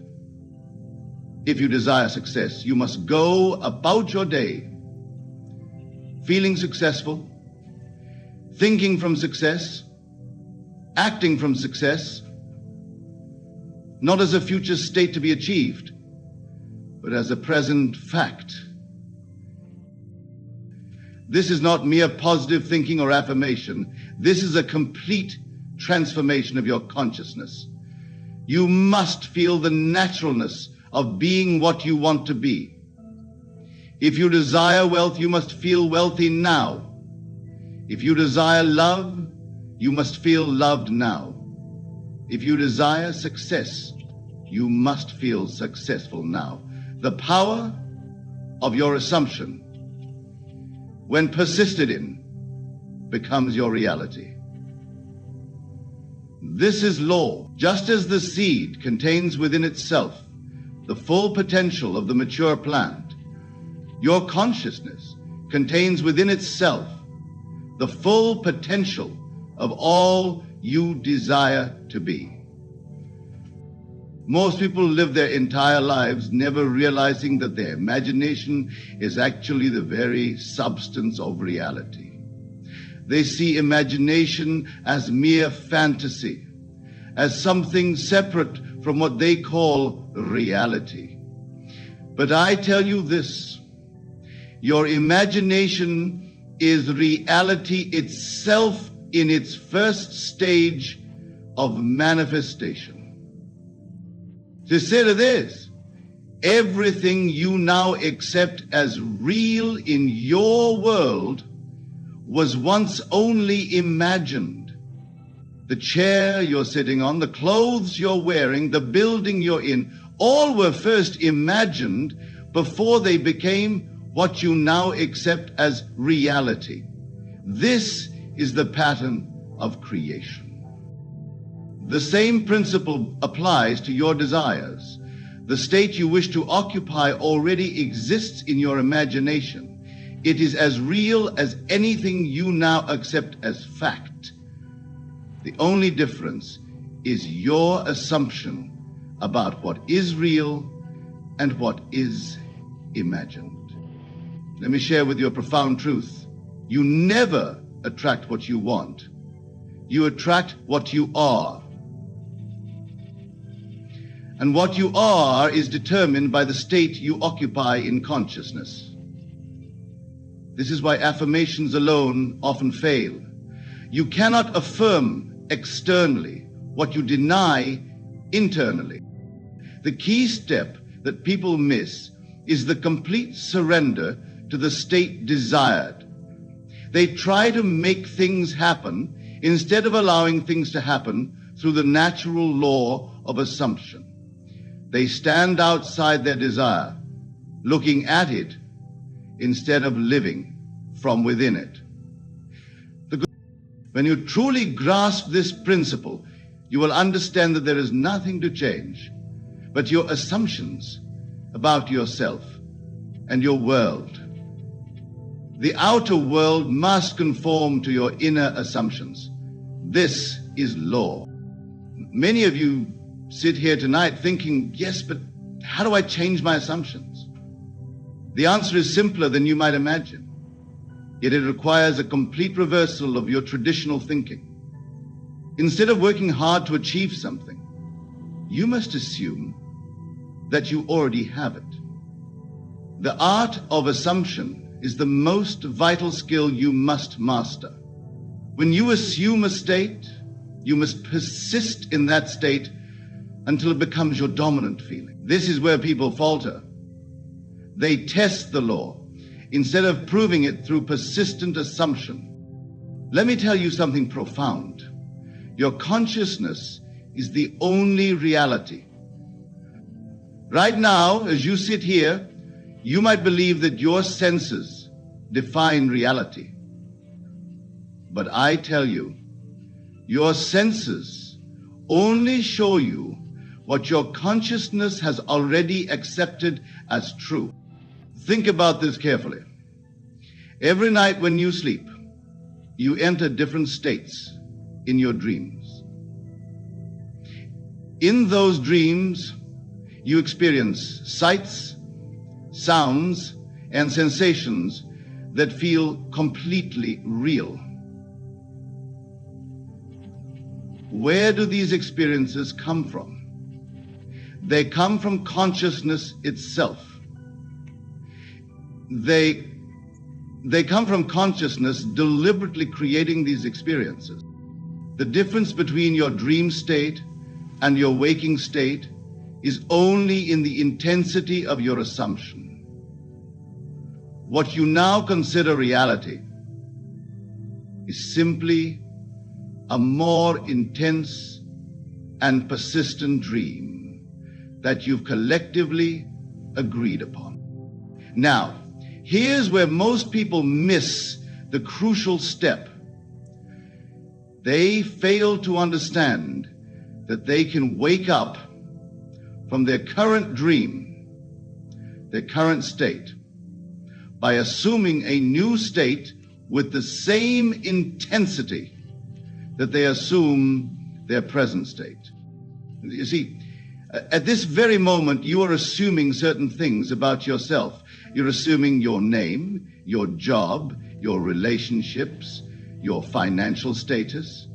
These assumptions feel so natural to you that you don't even question them. This is the key. Whatever you assume with complete conviction must externalize itself in your world. But here's the vital truth that most miss. You can assume something new with the same naturalness. This is not pretense. This is not make-believe. This is the creative use of the same power that sustains your present assumptions. When you go to sleep tonight, you naturally assume you're in your bed. You don't question it. You don't doubt it. This same unquestioning acceptance must be applied to your desired state. Listen carefully now, for this is where the secret of manifestation lies.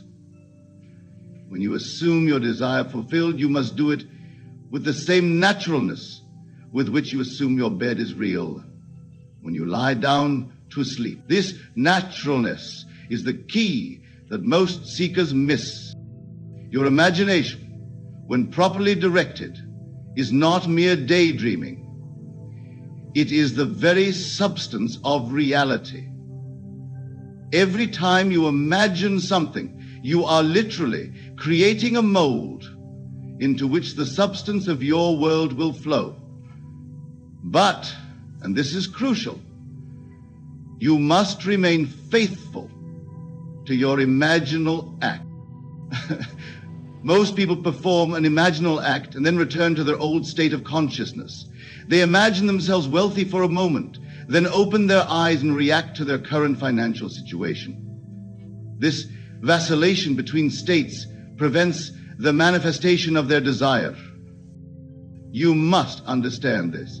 The moment you assume a new state, your entire world must rearrange itself to accommodate your new assumption. This is law. But you must give it time to externalize. The seed must have time to grow. Let me share with you a principle that few understand. Time is not a distance to be traveled. It is a sequence of states to be experienced. When you assume your desire fulfilled, you have actually entered the state where your desire exists. The time it takes to externalize is merely the time required for you to feel natural in that state. Most people fail because they don't grasp this truth. The feeling of naturalness is the key. If being wealthy feels unnatural to you, if being loved feels unnatural, if success feels unnatural, then you are not truly occupying that state. You are merely visiting it in your imagination. You must persist in your new state until it feels just as natural as your present state now feels. This is where faith comes in. Not faith in some external power, but faith in the law that consciousness is the only reality. When you truly grasp this, you will understand that there is nothing to change but your conception of self. Change that, and you change your entire world. Now, let me share with you something profound about the nature of your consciousness. Your I amness, your awareness of being, is God Himself individualized. When you say I am, you are proclaiming the name of God, for that is the true name of God. I am that I am. A fatal mistake that most people make is that they do not understand this power of I am. They use it unconsciously, carelessly, not realizing that whatever follows I am is what they are decreeing into existence. When you say, I am poor, I am sick, I am unlucky, you are literally commanding these states into being. This is the key step that people miss. They do not watch their assumptions. Every time you react to an event, every time you speak about yourself, you are setting into motion the law that shapes your world. Your I am is your consciousness, and your consciousness is the only reality. Consider this. Right now, you are saying, I am, to everything you accept as true about yourself. These assumptions have become so natural that you don't even recognize them as assumptions. They feel like facts. But I tell you, they are only facts because you have given them the power of your assumption. The secret of manifestation lies in transferring your awareness from one state to another. You must cease to be the person you believe yourself to be and assume the consciousness of the person you wish to be. This is not pretense.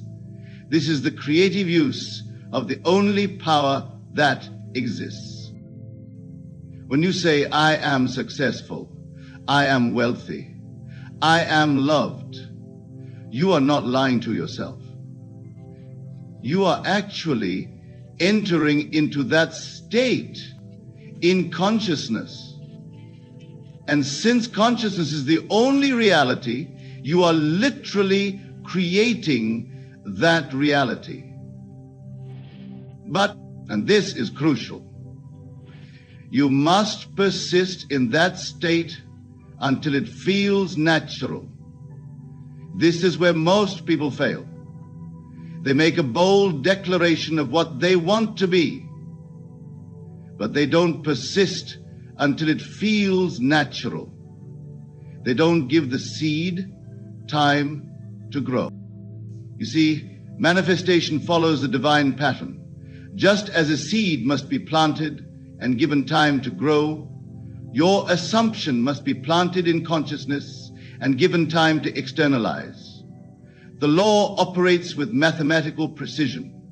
Whatever you are conscious of being, you will manifest. There is no other way. This is why your current world perfectly reflects your past assumption. Every detail of your life, every relationship, every circumstance, there's the flowering of seeds you have planted in your consciousness. Most people spend their lives trying to change things on the outside while maintaining the same consciousness. They try to change their world while remaining in the same state. This is like trying to harvest different fruits while planting the same seeds. It is against law. Listen carefully now, for I am about to share with you the secret of effective prayer. True prayer is not begging or beseeching an external power. True prayer is assuming the feeling of your wish fulfilled. When you pray, you must pray believing that you have already received. This is where faith enters. But faith is not what most people think it is. Faith is not believing that something will happen in the future. Faith is accepting as fact what your senses deny. It is living from the end. feeling the reality of your desire fulfilled, while your senses tell you otherwise. Most people miss this crucial step. They pray and then look for evidence of answer. But I tell you, the evidence will only appear after you have persisted in your assumption. You must live as though your prayer has already been answered.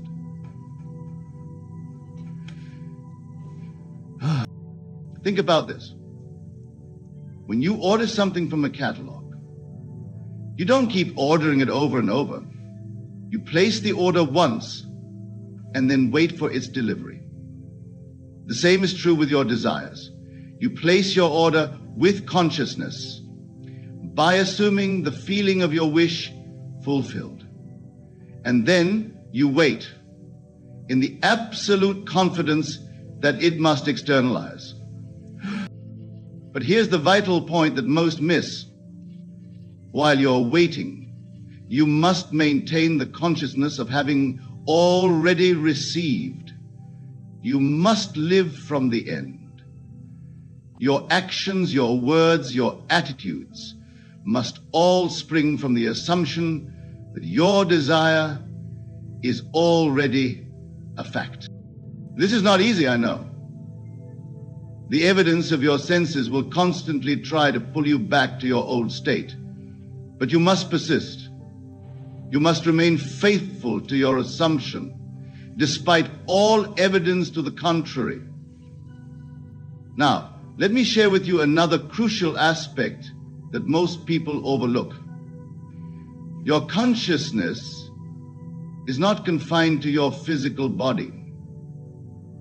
Your consciousness extends to everything you are aware of. Therefore, when you change your consciousness, you change everything that falls within its range. This is why you cannot change others directly. You can only change them by changing your consciousness of them. Whatever you consciously assume about another must be manifested in your relationship with them. This is law.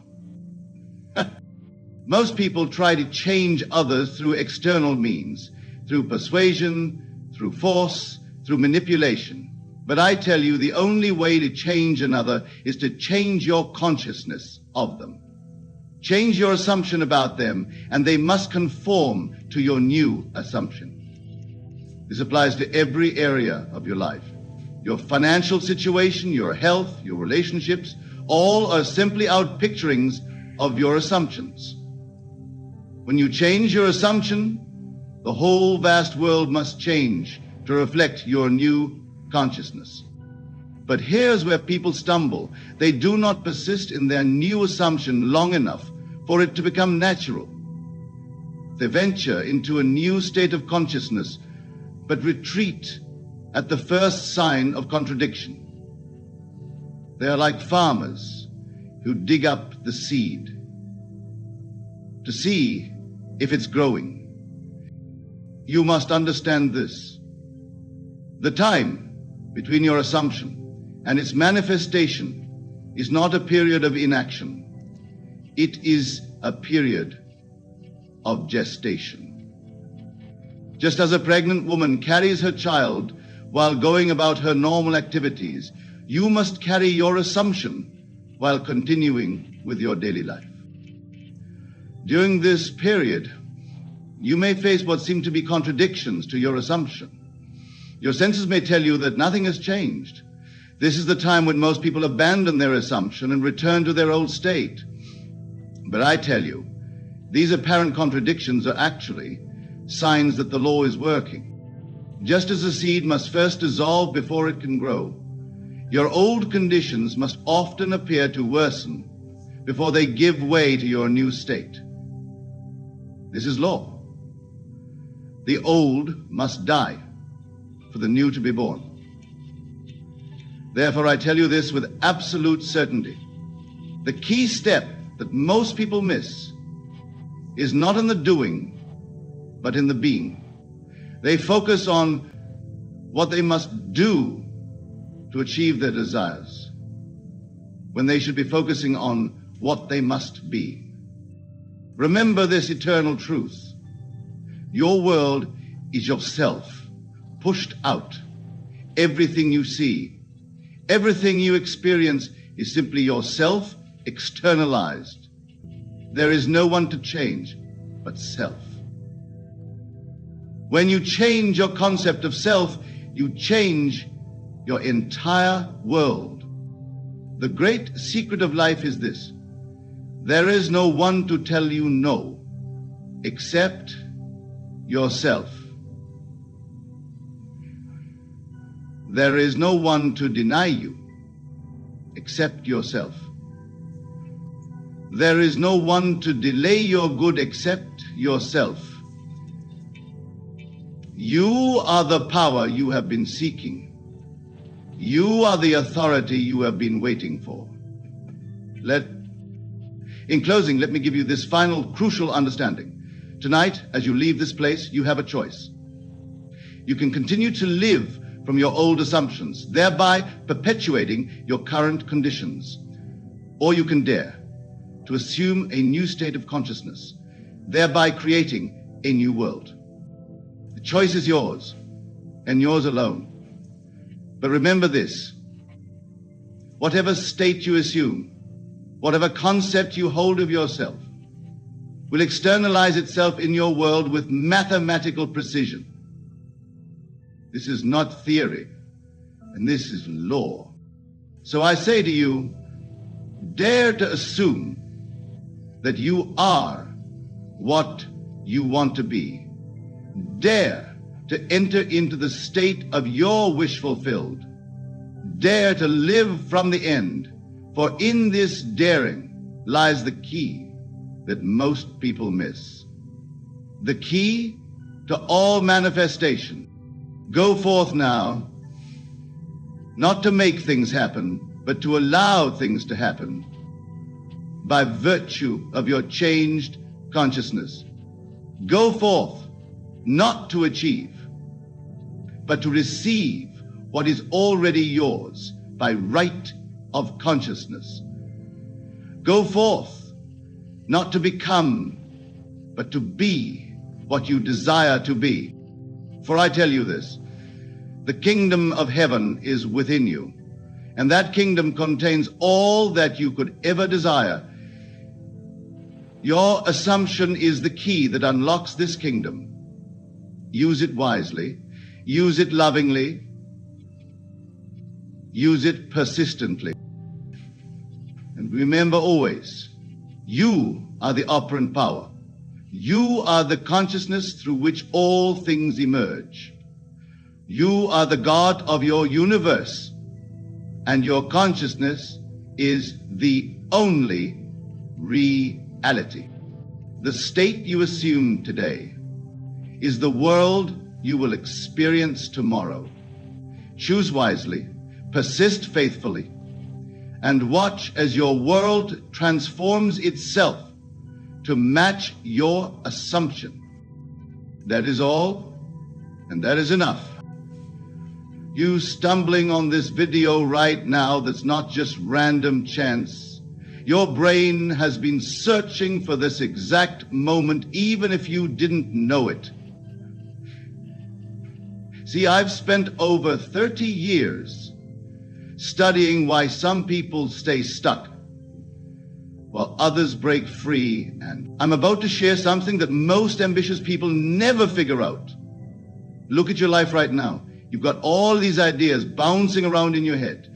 Maybe it's that business you want to start, that book you want to write, that body you want to transform. Your mind races with possibilities, but your body, it stays right there on that couch, scrolling, waiting. You know what's crazy?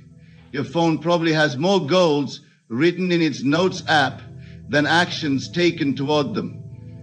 You're smart enough to succeed, maybe even smarter than most successful people you know, but something keeps holding you back. That gap between what you could do And what you actually do, that's not just frustrating, it's costing you your future. The most dangerous part, every day you stay in this pattern, your brain gets better at being lazy. That's right, your brain is literally rewiring itself to choose comfort over success. Right now, as you're watching this, here's why this video is different. I'm going to show you how to flip that same system to work for you instead of against you. I've seen people transform their entire lives using what I'm about to share, not through motivation, not through discipline, but through understanding exactly how their brain is wired, and using that knowledge to their advantage. This isn't another try harder speech. This is about making laziness impossible by changing your brain's hardwiring. This isn't another try harder speech. This is about making laziness impossible by changing your brains impossible by changing your brains. If you're feeling an urge to skip ahead or save this for later, that right there, that's exactly what we're going to fix. You know that feeling when you're about to start something important? Suddenly your brain comes up with 100 other things to do. That's not just you being lazy. That's your brain following its wiring. But here's the amazing thing about your brain. It's like plastic.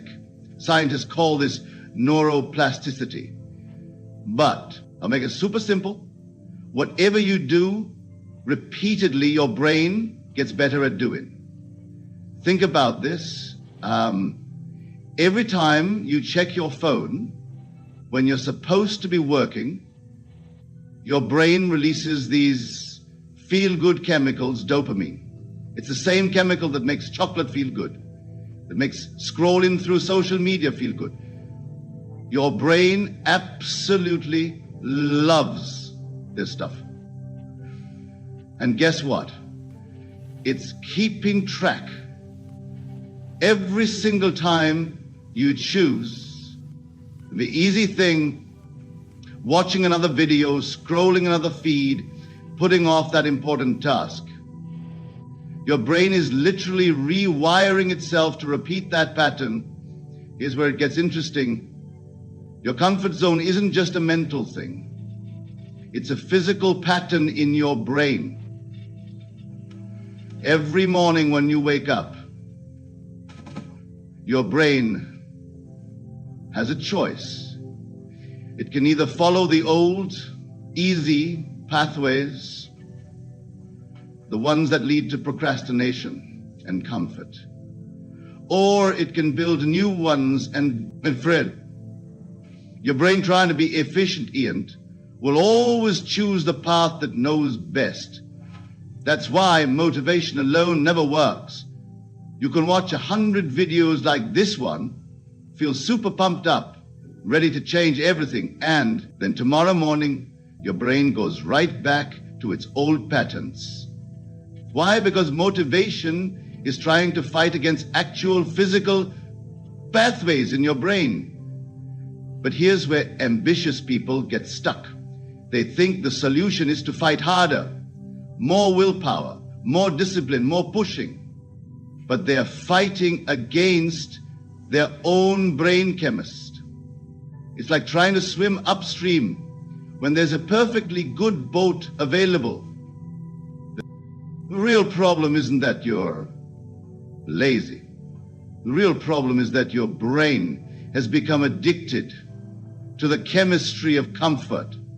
Every time you procrastinate, you get a little hit of relief. I don't have to do that hard thing right now. Your brain loves that feeling so much that it starts craving it. That's why you can spend hours thinking about all the amazing things you're going to do, planning every detail. But when it comes time to actually do them, your brain pulls the emergency brake. This is what separates successful people from the constantly stuck. Successful people aren't smarter or more disciplined. They've just learned how to rewire their brains so that taking action feels as good as procrastinating used to feel. They've turned their brain chemistry from their biggest enemy into their strongest ally. In just a moment, I'm going to show you exactly how to do that. Because once you understand how to make your brain work for you instead of against you, everything changes. Those same pathways that are keeping you stuck right now, they're about to become the rocket fuel for your success. So now you understand why your brain keeps choosing comfort over success. But knowing isn't enough. You need a system to break free. And it starts the moment you open your eyes in the morning. This is crucial. So pay attention. Most people wake up and immediately grab their phones. In those first few seconds, they're programming their brains for distraction, but your morning moments are pure gold. Your brain is like a fresh computer. Whatever program you install first will run all day. Here's what I want you to do tomorrow morning. The second you wake up, before your brain can argue with you, sit up in bed. Don't check your phone. Don't think about your problems. Just sit up straight and take 3 deep breaths. Sounds too simple? That's exactly why it works. You're teaching your brain that you, not your habits, are in control. This is the same technique I've taught to CEOs, athletes, and thousands of students. Because in those first moments of the day, you're literally programming your brain. And here's the best part. It takes just 3 seconds to start rewiring. Decades of lazy patterns, I call it. The 3-second rule. The moment you feel resistance to doing something important, count backwards, 3, 2, 1, then move. Don't think. Don't argue with yourself. Just move. Stand up. Open that document. Make that call. Why does this work? Because you're acting before your brain's comfort system can kick in. Let me give you some real examples. One of my students used to do this to finally start his business. Every morning, 3:21, he'd write 1 line of his business plan. Just 1 line. Sounds small. After 30 days, he had a complete plan. Another student used to get in shape. 321, put on running shoes. Some days, she only walked to her mailbox. But that small win led to running marathons. These aren't just random successes. This is neuroscience in action. Every time you use the 3-second rule, you're building new neural pathways. Every small win is like placing a brick in the foundation of your new brain. 1 push-up, 1 phone call, these aren't just tasks. They are literally the key is to celebrate these tiny wins. Most people wait for big achievements to feel good. But successful people, they celebrate taking action. If every time you beat procrastination, even 3 seconds, your brain releases success chemicals. The same chemicals that used to come from avoiding work now come from taking action. Think about that. Instead of getting a dopamine hit from scrolling social media, you're getting it from moving toward your goals. That's how you turn your brain's reward system into your ally. Small wins, celebrated immediately, create an addiction to action instead of procrastination. This isn't about motivation or forcing yourself. It's about understanding how your brain works and using that knowledge to your advantage. The 3-second rule bypasses your brain's comfort system. Morning programming sets you up for success, and celebrating small wins creates a new addiction, an addiction to achievement. Siri, remember, your old habits took years to build, but you don't need years to change them. You need 3 seconds, repeated consistently. That's the power of understanding your brain's operating system. Once you start using these tools, something amazing happens. Taking action becomes easier than progress now that you've started. Breaking those old patterns. Let's talk about something powerful, a meditation technique that's different from anything you've tried before. This isn't about sitting quietly and emptying your mind. This is about actively rewiring your brain for success. Here's what most people get wrong about motivation. They wait to feel motivated before taking action. But your brain doesn't work that way. Think of motivation like electricity. You can store it, but you can't create it whenever you need it. And I'm going to show you exactly how. Find a quiet spot where you won't be disturbed for 15 minutes. Sit comfortably, close your eyes, and take 3 deep breaths now. Instead of trying to clear your mind, I want you to think about a time when you felt unstoppable. Maybe it was finishing a tough project, winning at something, or achieving a goal. Feel that moment in your body. Where do you feel it? In your chest, your stomach, your shoulders? That feeling isn't just in your mind. It's actual chemicals flowing through your body. This is where it gets interesting while holding that feeling.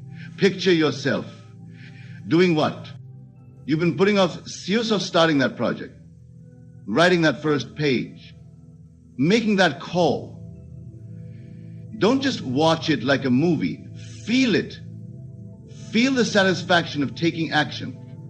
Feel the pride of moving forward.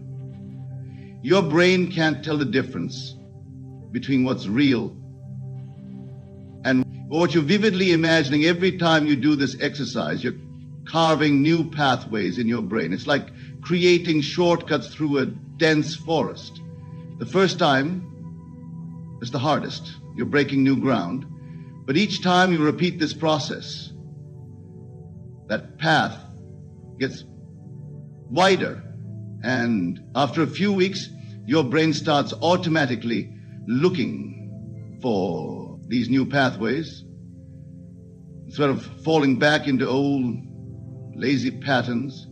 Let me give you a simple daily routine to strengthen these new neural pathways. I call it the 123 mental strength rain.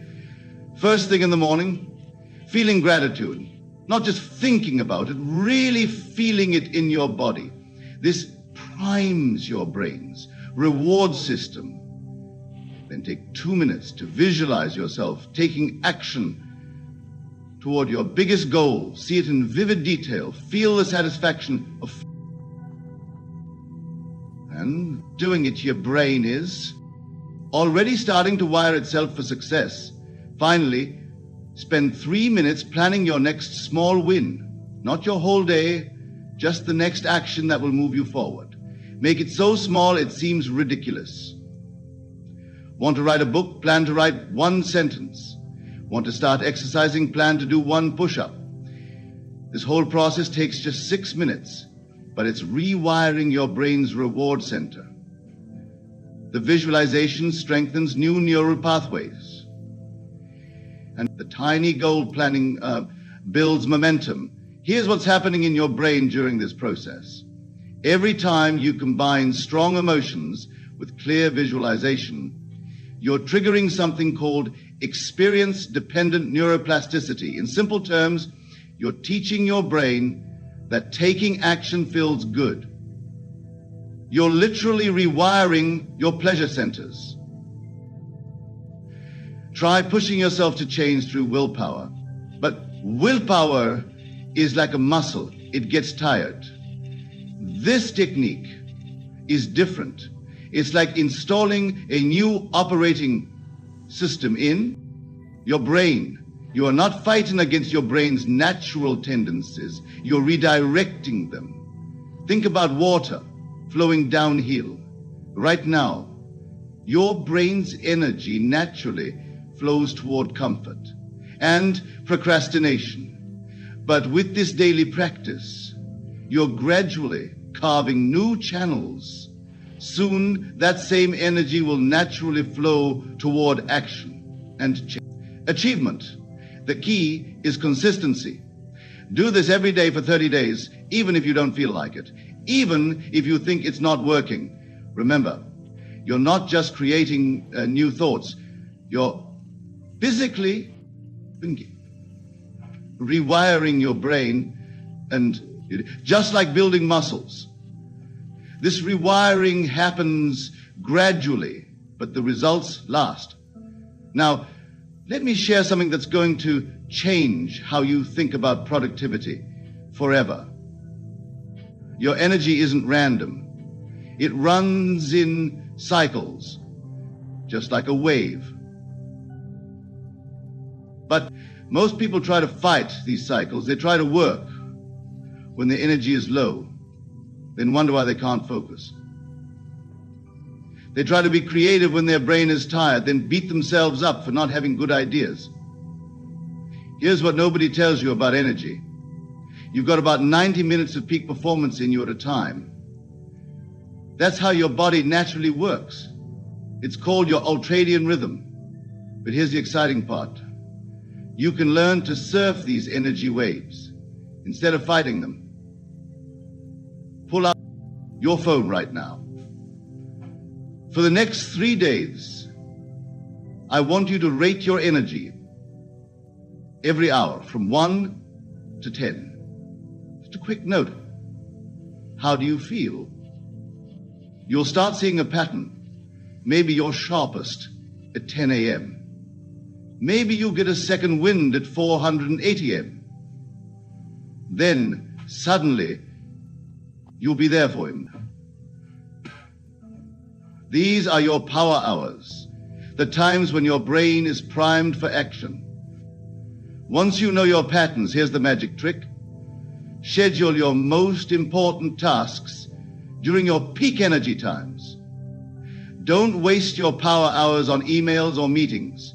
Save them for the big stuff, the things that will actually move your life forward. But what about those low energy periods?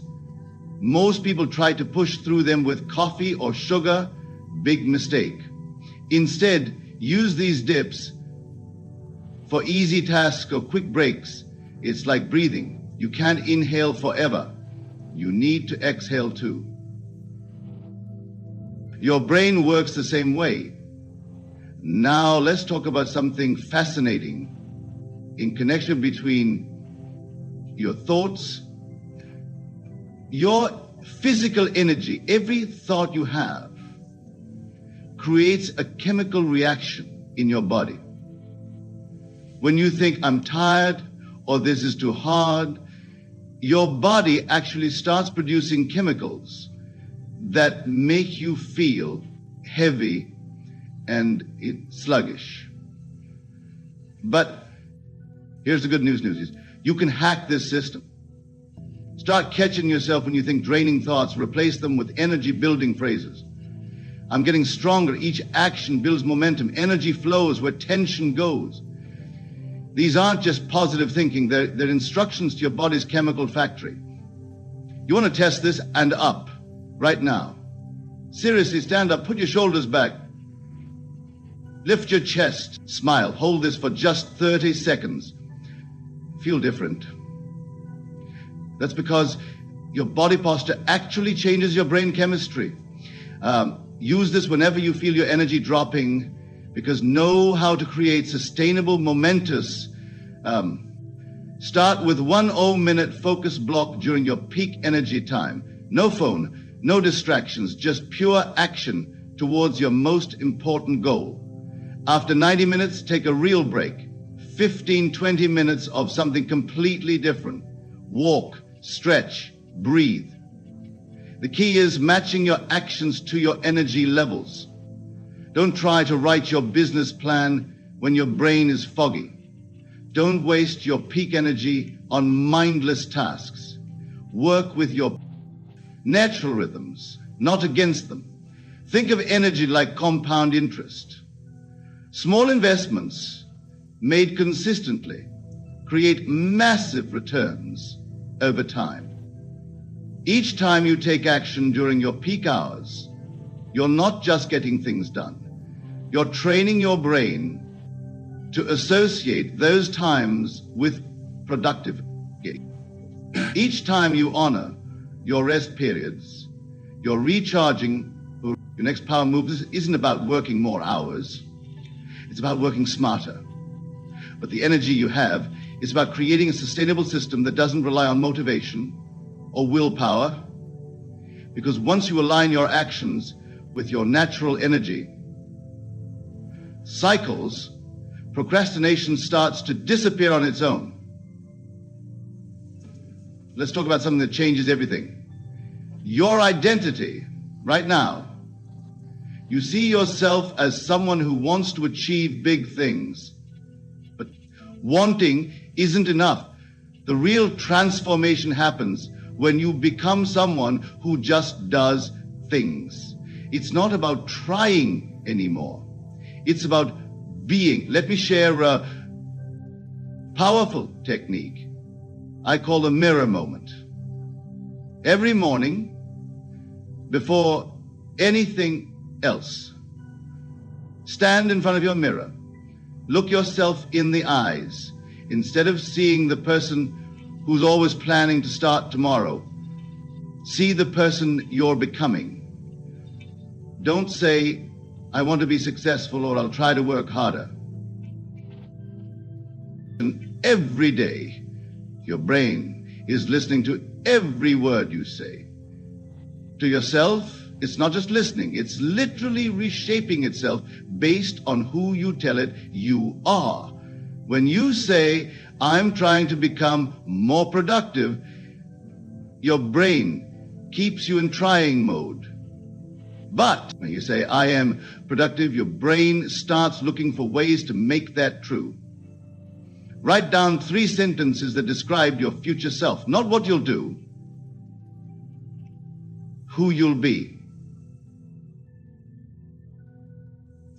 Instead of, I want to build a business, right?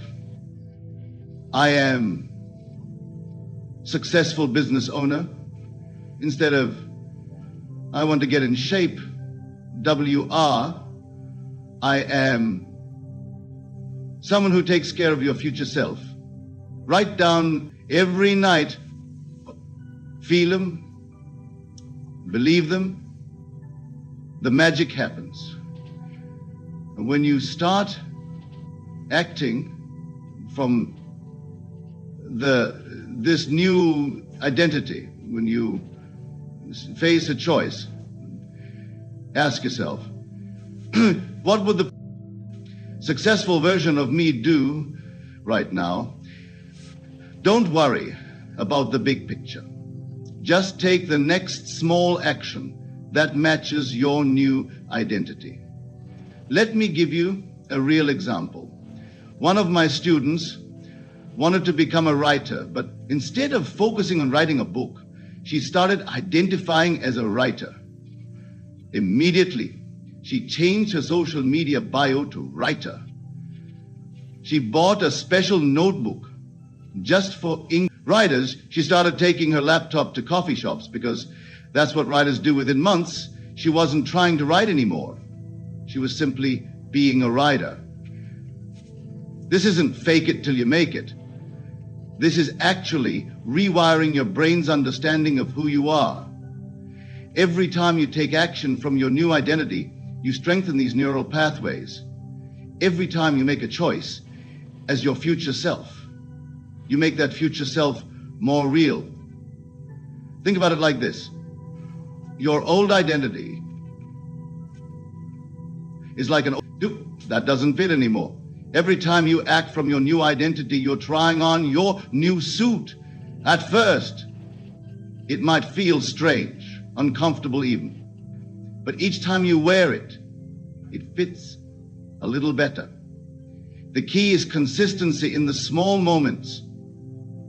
When you're tired and Netflix is calling, your old identity wants to give in.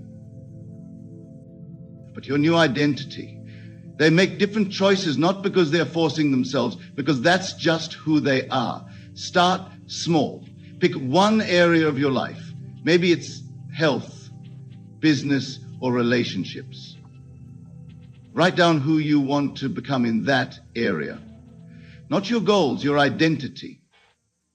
Then find one tiny action you can take today that matches this new identity. Do it immediately, no matter how small. Remember, your brain believes what you tell it consistently. If you keep saying, I'm lazy, I never finish things, that's the programming that'll run. But when you start living from your new identity, even in tiny ways, your brain has no choice but to catch up with who you're becoming. Let me tell you something powerful about success. It's not about making huge leaps. It's about tiny actions that build up over time. Think of it like pushing a heavy boulder. The hardest part, getting it to move that first inch. But once it's rolling, it builds its own momentum. Let's talk about the compound effect. On push up done every day, growing by just one more each week, turns into over 300 push-ups a month from now. That's the secret. Successful people know small actions compound into massive results. I'm going to teach you something called habit stacking. It's like creating a chain reaction in your day. Pick one tiny habit, something so, boy, you can't fail now. Attach it to something you already do every day. Let me make this super practical. Every time you brush your teeth, do one push-up. Every time you pour your morning coffee, write one sentence. Every time you check your phone, take 3 deep breaths. See what's happening? You're not trying to force new habits. You're linking them to existing ones. Your brain loves this because it's not fighting against old patterns. It's just adding to them. Now, let's talk about the 20. A half rule, the first 21 days are about breaking your old pattern. Your brain will fight you. It'll make excuses. It'll try to pull you back to your comfort zone. Push through these 21 days. No matter what, do your small action, even if you don't feel like it. Even if you think it's not working. Then something interesting happens. Around day 22, your new actions start feeling normal. But don't stop there. The next 90 days are where the magic happens. This is when your new habits become part of your identity. They're no longer things you do. They're part of who you are. One of my students used this to transform his entire life. He started with just 2 minutes of meditation each morning, just 2 minutes. But he stacked it with his morning coffee after 21 days. He couldn't imagine starting his day any other way. By day 90, he had naturally expanded it to 20 minutes.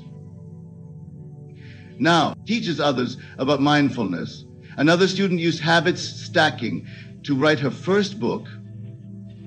Every time she got a text message, she'd write one sentence. Just one. Seems ridiculous, right? But think about how many texts you get each day. She finished her first draft in 3 months without ever feeling overwhelmed. Here's the key to making this work. Never break the chain. If you can't do your normal action, do something smaller. Can't do a push-up? Just get into push-up as a position. Can't write a sentence? Write one word. The goal isn't perfection, it's consistency. Your brain loves winning streaks. Every time you follow through on a small promise to yourself, you build trust with yourself. Every small win creates momentum for the next win. It's like a snowball rolling down a hill, getting bigger and moving faster. With each start, today, right now, pick one tiny action that moves you toward your biggest goal. Make it laughably small. Now link it to something you already do every day. That's your starting point. Tomorrow, you'll do it again and again. Before you know it, you'll look back and realize these tiny actions have completely changed your life. Stick around your room right now. Everything you see started as a thought in someone's mind. The device you're watching this on, it started as an idea. The chair you're sitting in, someone once dreamed it up. And here's what's amazing. The same power that turned those thoughts into reality exists in your mind right now.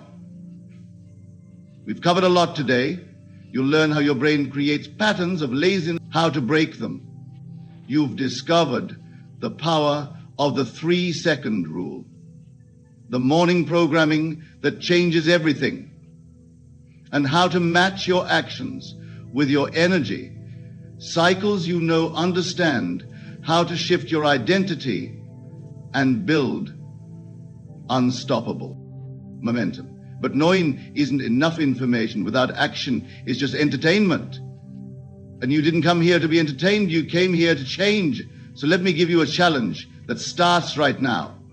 Not tomorrow, not next week, but in the next 3 seconds. 3, 2, 1, stand up right now. I mean it, stand up wherever you are. Feel the energy in your body. Change. This is your line in the sand. This is the moment. You stop being someone who watches. Become someone who creates success. Here are your next steps, and they're non-negotiable. As soon as this video ends, take out your phone, open your notes app, write down these 3 commitments. Tomorrow morning, I'll sit up in bed before touching my phone. I'll look in the mirror, and within 5 minutes of waking up, I'll look in the mirror and say, I am becoming unstoppable. That's day 1. Just those 3 things. No grand plans, no complicated strategies, just 3 simple actions that signal to your brain the old patterns in today. But here's the part that matters most. What you're really doing is laying the foundation for an entirely new future. 6 months from now, you won't recognize your life. Not because you made some huge change, but if you not, because you made tiny changes consistently. Imagine waking up 6 months from now. Your body naturally rises before your alarm. You feel energy coursing through you because your brain is wired for action, not procrastinating. The goals that used to feel overwhelming now feel inevitable because you're not trying anymore. You're simply being the person who achieves them. This isn't just motivation talk. This is neuroscience. This is the result of rewiring your brain. One small action at a time, every morning, ritual, every 3-second decision, every tiny habit stacked on top of another. They're all, right, creating new neural ways that make success your default setting. Remember this moment. Remember how it feels right now, standing there, knowing that you're about to change everything. Your future self will look back at this video at this exact moment and thank you for finally taking action. Don't wait for motivation. Don't wait for the perfect moment. Your brain is ready to change.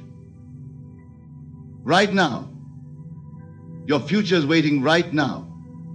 Every great achievement in history started with someone taking one small action. This is your moment. Not tomorrow, not next week. Right now, 3, 2, 1. Take your first action. Make your first change.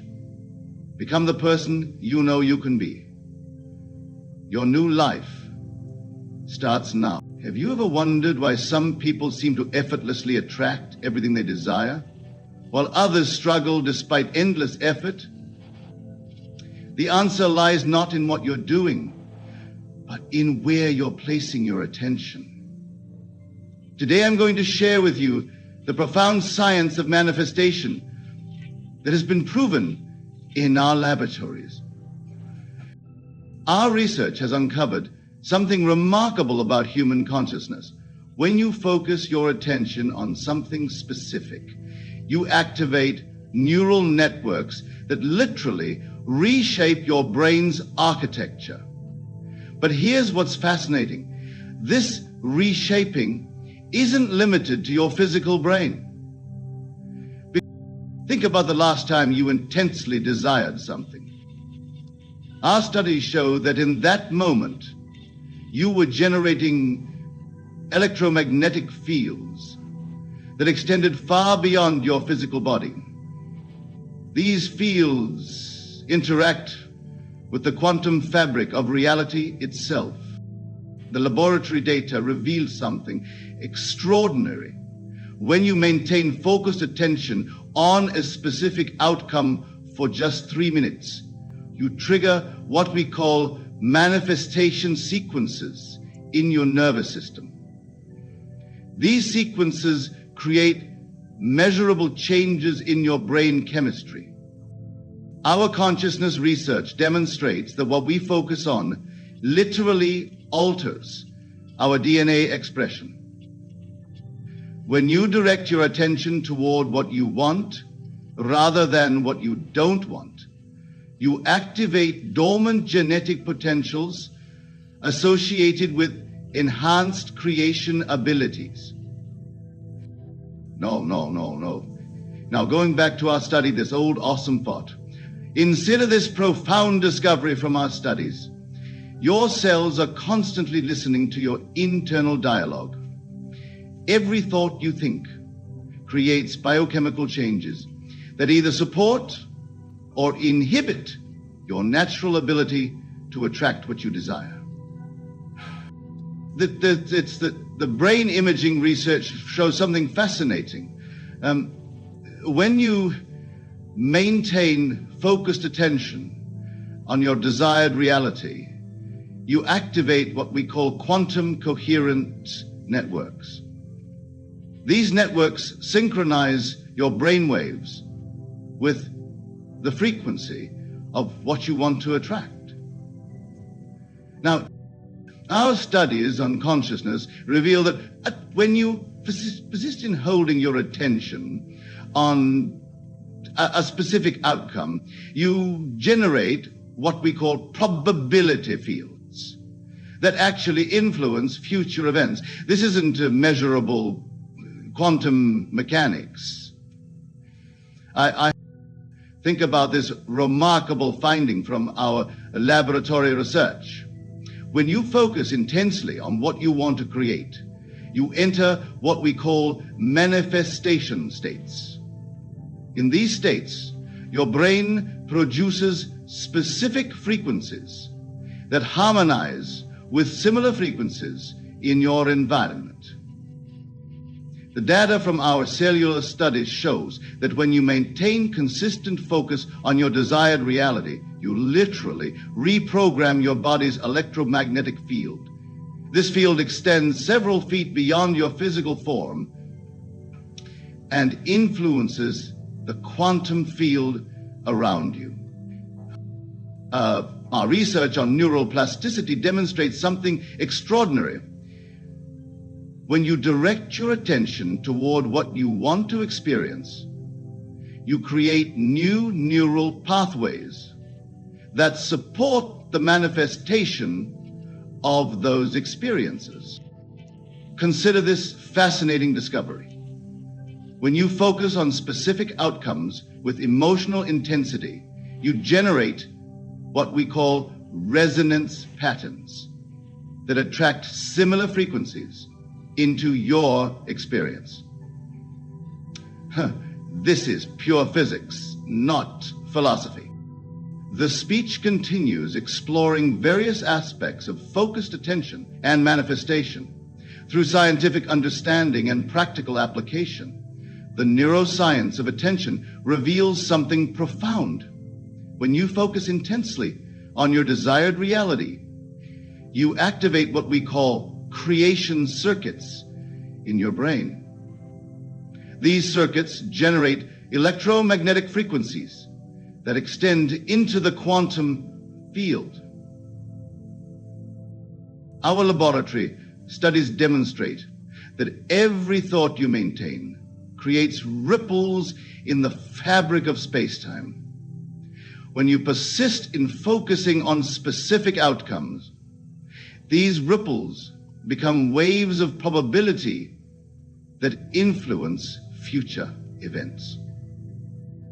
Think about this remarkable discovery. Your nervous system doesn't distinguish between what you're experiencing and what you're imagining with emotional intensity. This means you're constantly broadcasting frequencies that attract corresponding experiences. The research on consciousness shows that when you maintain unwavering focus on what you desire, you enter what we call manifestation zones, states where the gap between thought and reality collapses. Our brain imaging studies reveal something extraordinary.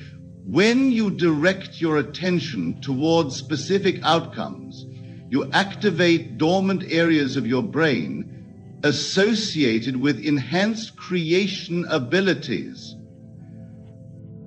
Consider this fascinating finding. Your cells are continuously responding to the frequency of your focused attention. When you maintain concentration on what you want to experience, you literally alter your biological expression. The data from our quantum research demonstrates that focused attention generates what we call probability fields. These fields interact with the quantum fabric of reality, increasing the likelihood of specific outcomes materializing. Our studies on neural coherence show that when you persist in holding your attention on desired experiences, you create measurable changes in your brain's electromagnetic field that extend far beyond your physical form. Think about this profound discovery. When you focus intensely on specific outcomes, you trigger what we call synchronicity sequences in your nervous system. These sequences align your internal frequency with what you want to attract. The research on cellular intelligence reveals that your body's trillions of cells respond instantly to where you place your attention. This response creates biochemical changes that either support or inhibit your natural manifestation abilities. He's building something, power manifestation. Consider this remarkable finding from our laboratory studies. When you maintain focused attention on what you want to create, you generate what we call quantum resonance patterns that attract similar frequencies into your experience. Our consciousness research shows that every thought you think creates ripples in the quantum field. When you persist in focusing on specific outcomes, these ripples become waves of probability that influence future events. Think about this extraordinary discovery. Your nervous system broadcasts specific frequencies based on where you place your attention. These frequencies interact with the quantum field, attracting experiences that match their vibration. The data from our brain study reveals that when you maintain unwavering focus on your desired reality, you activate what we call manifestation networks, neural pathways that support the materialization of specific outcomes. Now, research on cellular memory demonstrates that every cell in your body responds to the frequency of your focused attention. This response creates measurable changes in your electromagnetic field that influence probability itself. Consider this fascinating finding. When you direct your attention toward what you want to experience, you generate what we call coherence fields that extend several feet beyond your physical form. The studies on consciousness show that your focused attention creates specific brainwave patterns. These patterns interact with the quantum field, increasing the likelihood of desired experiences manifesting in your reality. Think about this profound discovery from our laboratory research. When you maintain consistent focus on specific outcomes, you trigger what we call probability cascades that influence future events in measurable ways. Our latest research reveals something extraordinary. When you maintain unwavering focus on your desired reality, you activate what we call quantum attraction networks in your brain. These networks generate specific frequencies that shape future probabilities. Think about this remarkable discovery. Every moment of focused attention creates ripples in the quantum field. When these ripples align with your desired outcome, they become powerful waves of manifestation energy. The laboratory studies show that when you persist in directing your attention toward specific experiences, you enter what we call creation states, periods where the boundary between thought and reality becomes increasingly permeable. Our consciousness research demonstrates that focused attention generates electromagnetic fields that extend up to 30 feet beyond your physical form. These fields interact with the quantum fabric of reality in measurable ways. Consider this fascinating finding. When you maintain consistent focus on what you want to experience, you trigger what we call synchronicity sequences in your nervous system.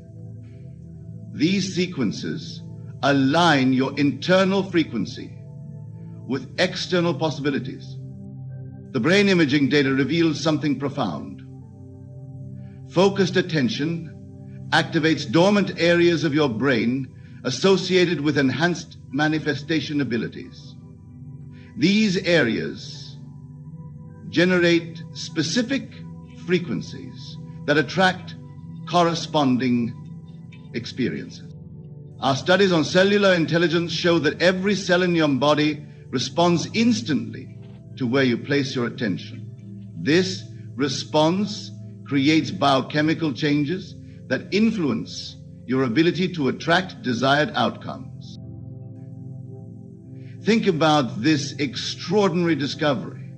When you direct your attention towards specific experiences, you generate what we call probability fields that interact with the quantum fabric of reality itself. The research on neural coherence demonstrates that focused attention creates measurable changes in your brain's electromagnetic field. These changes influence the likelihood of specific outcomes materializing in your experience. Consider this remarkable finding from our laboratory studies. When you maintain unwavering focus on your desired reality, you activate what we call manifestation circuits that support the materialization of specific outcomes. Our consciousness research reveals that every thought you maintain creates specific frequency patterns.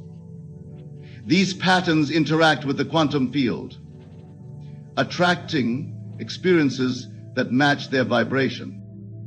Think about this profound discovery.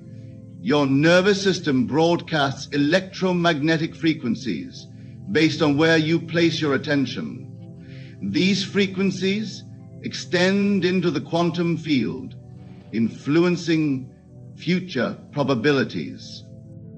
The data from our brain studies shows that when you persist in focusing on specific outcomes, you trigger what we call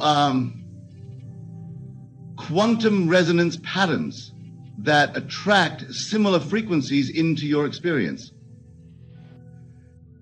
Our research on cellular memory demonstrates that focused attention creates measurable changes in your electromagnetic field. These changes influence the probability of desired experiences manifesting in your reality.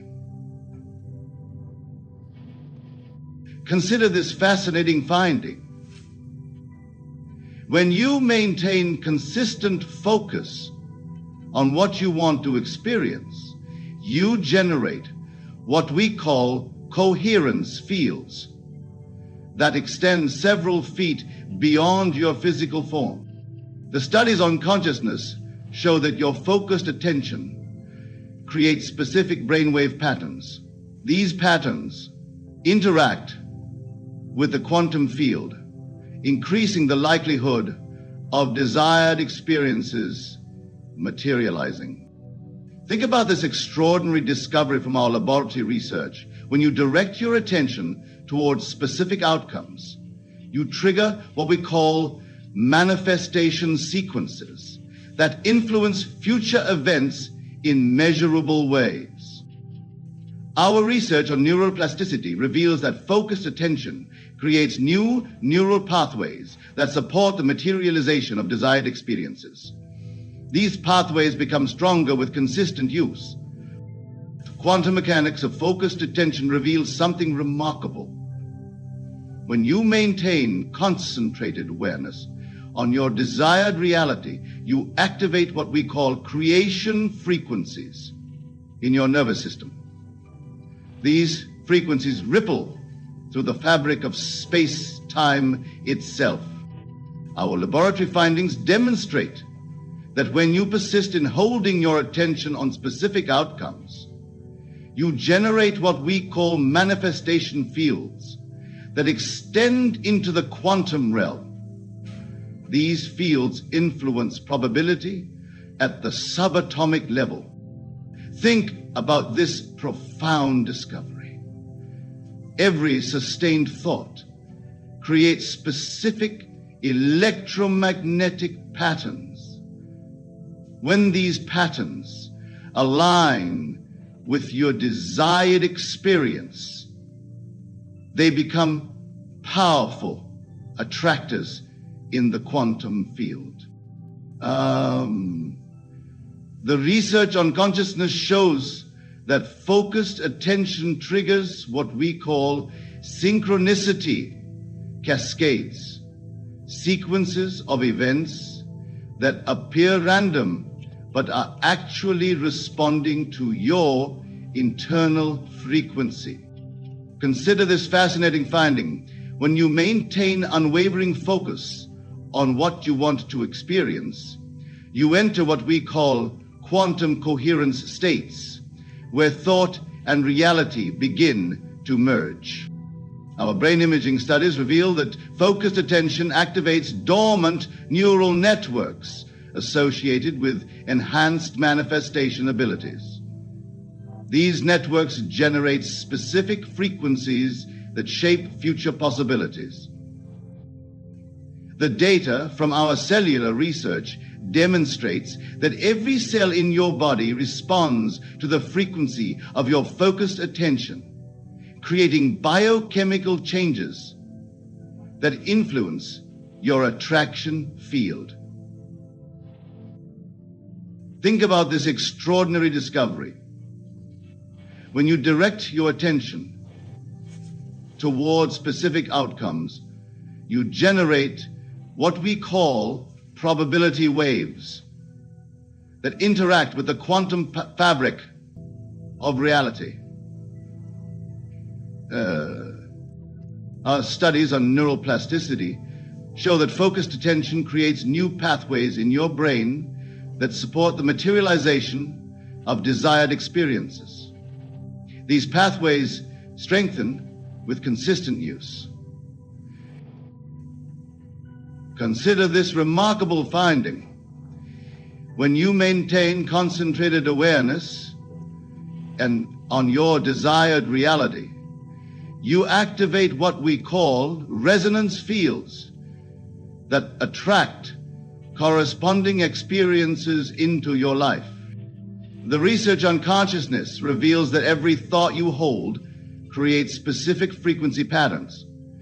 These patterns extend into the quantum field, influencing future probabilities. How do we learn and shift our frequency? Think about this profound discovery. Your nervous system broadcasts electromagnetic frequencies based on where you place your attention. These frequencies interact with the quantum field in measurable ways. Our laboratory studies show that when you persist in focusing on specific outcomes, you trigger what we call manifestation sequences that influence the likelihood of desired experiences materializing. The data from our brain research demonstrates that focused attention creates measurable changes in your electromagnetic field. These changes extend several feet beyond your physical form. Consider this fascinating finding.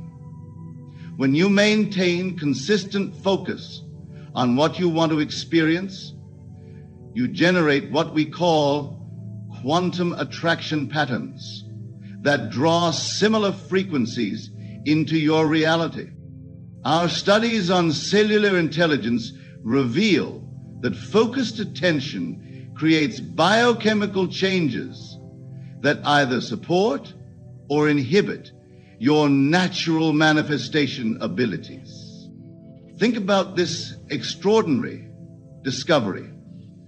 When you direct your attention toward specific outcomes, you activate what we call creation networks that influence future events in measurable ways.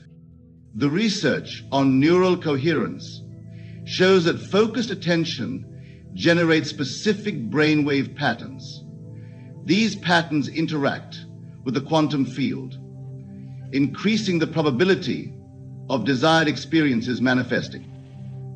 Our latest quantum research reveals something transformative. When you maintain pure focus on your desired reality, you activate what we call manifestation potential that exists in every particle of your being. These particles respond instantly to your attention.